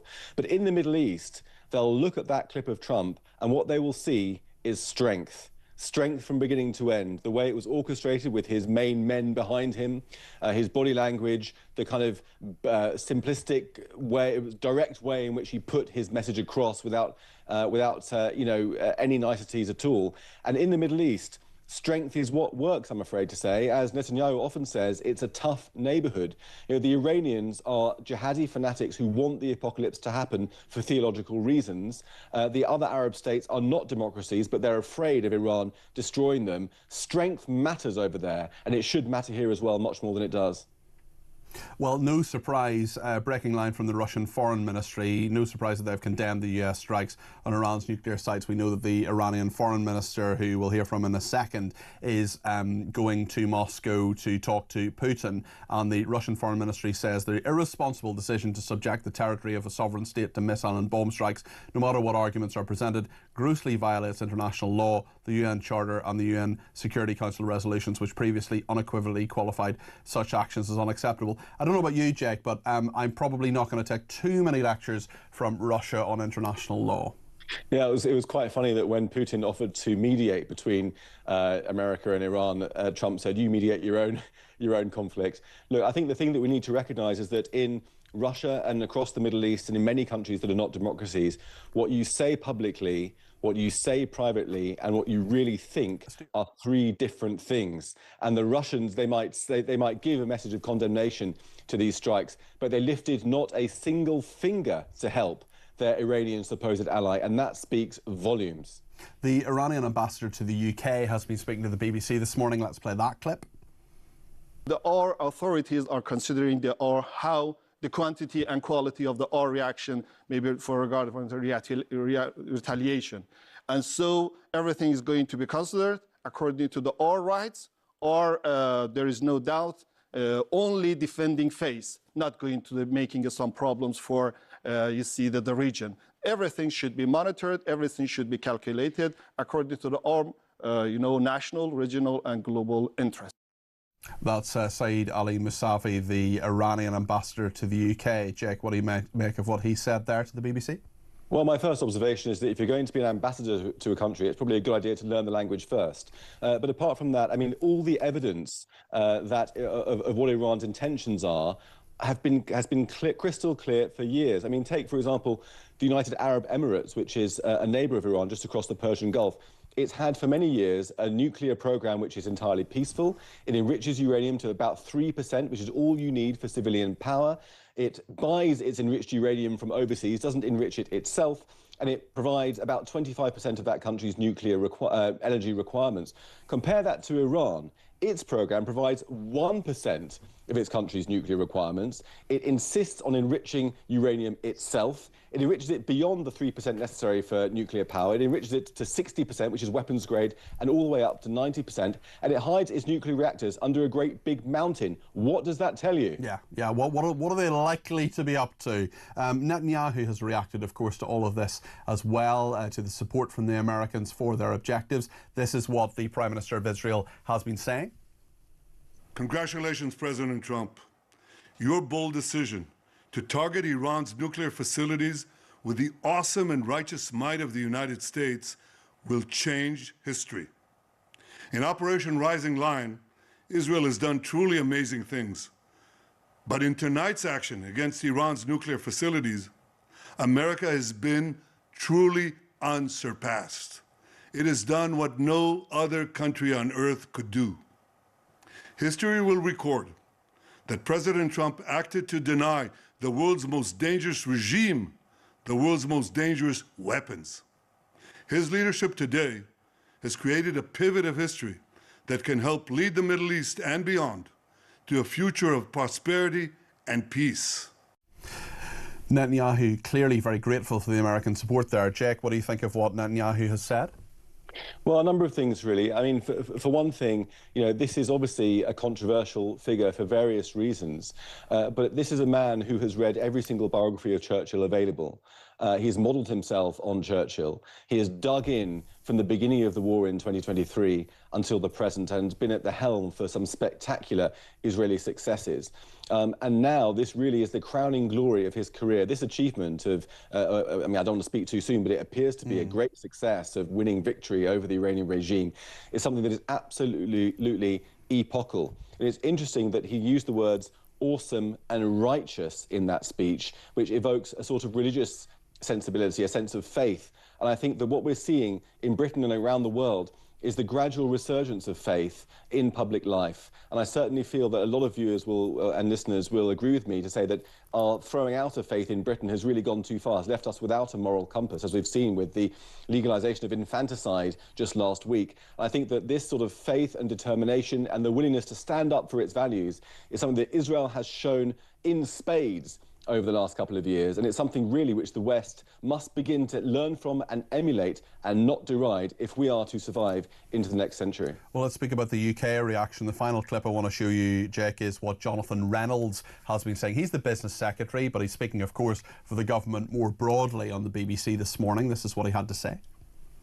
The United States does tell us in advance of activity like this. The Prime Minister will be talking to all of our international allies today, and there'll be a continuation of the work that has been going on across government all week. You did specifically know about this? We did know this was happening, yes. I mean, we are close allies. You would expect, I think, that level of communication. But just when you say the Prime Minister almost sort of saying, budding up to people, the Prime Minister fights for the interests of this country abroad. That's Jonathan Reynolds there, the business secretary. Jake, in regard to the UK being told about this, I mean, you and I both know it will have been a few minutes before the attack. A call will have come through from Trump or someone around him saying, this is happening, we're doing this, we're letting you know as an ally. But the UK, of course, responding to this with Keir Starmer in Cobra this afternoon. He, as well, has said there is a risk of escalation. He says that both for the Middle East and beyond the region, he wants a return to diplomacy. I'm not going to speculate about what may happen, he said, because all of my focus is on de-escalation. Do you think that happens now? And how powerful within this, if at all, do you think Keir Starmer is? Well, Britain has become a national embarrassment. Look, this is the nation of Winston Churchill, and we cannot even get involved to rid the world of one of the most vicious tyrannies that's destabilising both the whole Middle East and plots terror attacks on our shores. We can't even take action to defend our ally Israel in its hour of need, even defensive action. It's absolutely pathetic. The Churchillian language, if Churchill was here, he would be calling for one thing: victory. Victory at all costs over our jihadi enemies. And instead, we've got a pathetic government that has exchanged the concept of victory for the concept of de-escalation. That's the only word that the government ever uses when it comes to matters of war and peace overseas. You cannot de-escalate your way out of World War II. You cannot de-escalate your way out of conflict with the Iranian regime, with our other enemies, many of whom have agents living on our shores and causing trouble here. And we've got to start to move out of this period of comfort, of narcissism, of managerialism, and find our spunk and our backbone and start standing up for victory, for the values that we need to defend. Otherwise, we won't have them very much longer. Let me ask you the question I think I've asked most of my guests this morning. What happens now? Well, I mean, that obviously is an open question. I think that, in my opinion, it seems very likely that the Ayatollah will now be defenestrated by his own people. 80%, at least 80% of the Iranian people loathe the regime and support Israel in its action. They'll be coming for the Ayatollah. He's been dispatching his militia onto the streets. There have been checkpoints and armed guards at every corner arresting people for using phones. They've chopped off the internet. They're trying to repress their own people for fear of a regime change from within. He's vulnerable to that, but he's also vulnerable to the radicals from within his own regime, from within his own camp. The Ayatollah, believe it or not, is not the worst on his own side. There are people who are more radical than him, who are very... There's always that question of what do you replace it with. We've seen in so many different times there's been regime change and it hasn't always been welcome. Well, whatever it's replaced with, I think it's difficult to imagine it being worse than what we've got, because in the worst case scenario, you'll have a more radical regime without nuclear weapons, without an air force, without ballistic missiles, without the capacity to launch them. If they were to play silly buggers again and try to start their nuclear program, the Israelis can go in and bomb it again. Yeah. So I think that even in the worst case scenario, it isn't as bad as that. This isn't Iraq. We're not invading and taking charge of a country and being responsible for its administration. We're not going to have Rory Stewart in charge of a province in Tehran, and thank God for that. This is going to be an issue for the Iranians to do regime change if they're able to and if they want to. It's a matter for them. What we've done is secure the security of the region and the world. Okay, Jake, great to talk to you as always. That's Jake Wallace-Simons there. He's the author of Israelophobia, the newest version of The Oldest Hatred and What to Do About It. Thanks for Penny in Essex. He says, hi Peter, JD Vance looks pretty disapproving of what Trump is saying there. Maybe he does, Penny, but I suppose as a victim this week of someone who had just my normal resting face whilst looking at Keir Starmer, quite a number of people on Twitter saying I looked as if I wanted to thump him. I didn't. I hasten to add, I just sort of look quite serious when I'm concentrating, which doesn't happen very often, as we know. Lots to discuss in all of this. We'll take your thoughts right up to 1 o'clock. If you want to get your voice on the air, give me a ring, 0344 499 1000.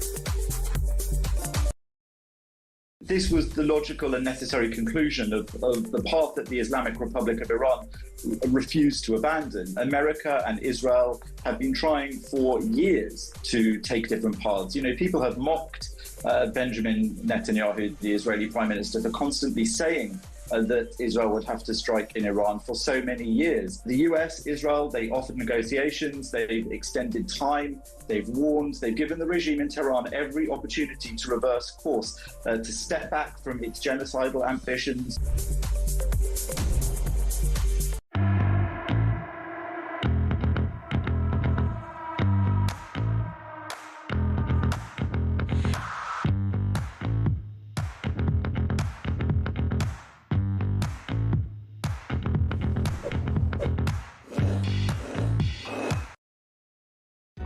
Across the UK, on DAB+, on your smart speaker, on your smart TV, and on your side. This is Talk. Well, thank you to everybody who's been in touch, including Jason in the Lake District, who says, I agree with every single word Claire Muldoon said earlier on. I changed my opinion on abortion when I became a father. It's legalised murder, in my opinion. Lots of people getting in touch on all sorts of issues, including on Iran. This is what Steve has to say. Hi, Peter. I'm actually listening to your show right now about Iran. What I cannot get my head around is why, when we have the chance to do so, we don't utterly destroy the regime and all its tentacles. This isn't about the Iranian people. It's about this damned regime. Steve, I think a lot of people will agree with you. It's a question of how far you can go and how far is reasonable to go as well. It's a big debate. I'm happy to have it. And in the next 9 minutes, if anybody wants to give me a ring, you're more than welcome to do so. 0344 499 1000. One man who has done that is Robert in Hertfordshire. Robert, what's your view on this? You're very welcome to the programme. Well, you know, I don't want to be doom and gloom, but what we're entering now is a holy war. It is pretty doom and gloom. I mean, it's pretty doom and gloom already, Robert. I don't think you're making it doom and gloom. It just is doom and gloom, isn't it?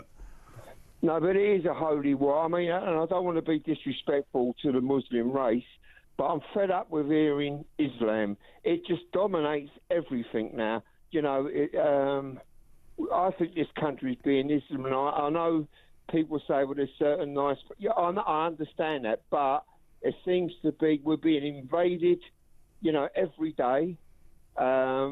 We can't say nothing, and it's got so far now that we can't criticise anything.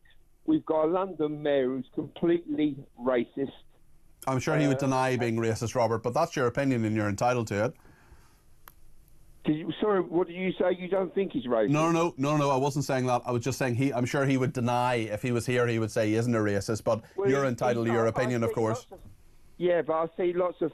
there's a certain arrogance about him. I see lots of things on Facebook when he's been interviewed by different, different people. Yeah. About it, and he just refuses to answer. There's a certain arrogance to him now. But the thing is as well that I don't know how it's become big, but I feel that this country is being Islamised. I can't even say it, but Islamised, yeah. I mean, what do you see that makes you feel that way, Robert? I see. First of all, we wasn't even allowed. People were denying that there was grooming gangs. Yeah, for a start, that's right. That's right. Yeah. And you had the deniers like Owen Jones. The thing is as well. No, you probably can't discuss Tommy Robinson because he's got a court case going through, and I'm not going to discuss him. But I don't think he's any less significant than Nelson Mandela, because I really don't, because he's being proved right now. And the other thing is, with the migrants, what Starmer should do. I see your interview with him, brilliant, but you didn't get a lot out of him. No, you're right. You're right. And these people are very good at not saying a huge amount in these interviews, and they flim-flam for a while. But Robert, I mean, what do you think he should do about immigration? Would you just stop it completely, or what would you do? I'll tell you what he should do. There's an old saying that I go by. You can't control what happens, but you can control what happens next. Now, he should be honest with the British people and say, I made a mistake about Rwanda. I made a big mistake about it, and I'm going to call it back on, because Rwanda was first brought 2 years ago. You imagine how many migrants that would have stopped coming into the country in 2 years. Well, listen, thank you, Robert, for your thoughts. That's Robert in Hertfordshire there. There are lots of people getting in touch about assisted dying as well. Let's hear what Kelvin had to say about that in a voice note. Good afternoon, Peter. It's not just an assisted dying bill that we need in this country. We need an assisted living bill as well. This government's just wrecking everything, wrecking everybody's lives, making everybody's lives a misery. You can't go anywhere unless you get charged for it. If you've got some clown, crying about CO2 or climate change, it's ridiculous. So let's have an assisted living group as well. Thank you, Calvin. Mike has some thoughts as well on Reform UK. Morning, Peter. It's Mike from Staffordshire. Just got a challenge for you and your listeners. Could you name me 10 or maybe 5 passionate, patriotic MPs that we've currently got in Parliament that are not members of the Reform Party? Sort of a top 5. I struggle to name one outside of Reform. Great show. Thanks very much. I would definitely, I'm afraid, say, yeah, I do. I can probably think of 5 off the top of my head. Mark Francois, I don't think you could argue he's not a patriot. Al Carnes, who has served our country in the military for many, many years. He's one of the veterans ministers. Tom Tugendhat, I think he's a patriot. Ed Argar, Conservative as well. I'm trying to think from another person from Labour who I would immediately say. I mean, there are a number of Labour MPs who served in the military as well. I'm trying to think of the name. Who, sorry, Chris is telling me? Fred Thomas is the Labour MP for Plymouth. I think he served our country as well. So there are definitely people who are patriots. There's no doubt about that. I mean, we can argue the toss about that. Reform, I think all of them are patriots. There's no doubt about that. But there are others as well from other parties. And listen, I disagree with many people politically, but I'm not going to question their patriotism in many respects, although I think there is a debate to be had about some other people, shall we say. A lot of our viewers and listeners don't think Starmer's a patriot. I go backward and forward on it, I must say. Steve's been in touch about kneecap. Oh, Peter. Steve here from Shropshire. My word, you're going on about these kneecap. It's a bit of two-tier from you there, I think. You're going on about a small, tiny group of people. Okay, what they're saying and what they're doing is not right, but they're getting a lot of attention, a lot of media, they're making their money. Now, turn this around and put it on these Palestinian protesters that are calling for beheadings of people and of violence, and go out to say how much they hate us. What's happening there? There are many thousands of them not just a handful of people, but it's easy, isn't it, just to pick on a couple of people that can actually be turfed into prison. What do you do with these thousands of protesters? Think about that for a minute. I think you're going over the top about a little tiny small group of people. Steve, couple of points in that. First of all, I think a lot about the pro-Palestinian protesters. We've covered that in great depth on these shows for nearly 2 years now. And if there's anybody on those marches who's supporting Hamas, Hezbollah, who is calling for beheadings, who is supporting Iran, or any other prescribed group, or as a member of Palestine Action, they should be arrested and the full force of the law should be brought against them. Also, NECAP might only be 3 people, but they have a huge level of influence, and also the BBC is giving them an absolute megaphone at Glastonbury. They're being beamed into our home. So, Steve, I totally take that on the chin. I'm happy to play out your message, but listen, I just don't agree with you, unfortunately. James has been in touch as well on the civil service. Hi, Peter. James London. Yeah, great interview you just done. That guy was bang on, weren't he? Totally right. What I'm worried about is our government total inadequacy. I just hope the civil service behind them know what they're doing, because they're the ones really in control, aren't they? Because Keir Starmer and who's the other one? Lemmy. Jesus. Me. Nearly swore. Sorry, but I've got no confidence in them at all. James, I think a lot of people feel the same way, and one thing you might want to do now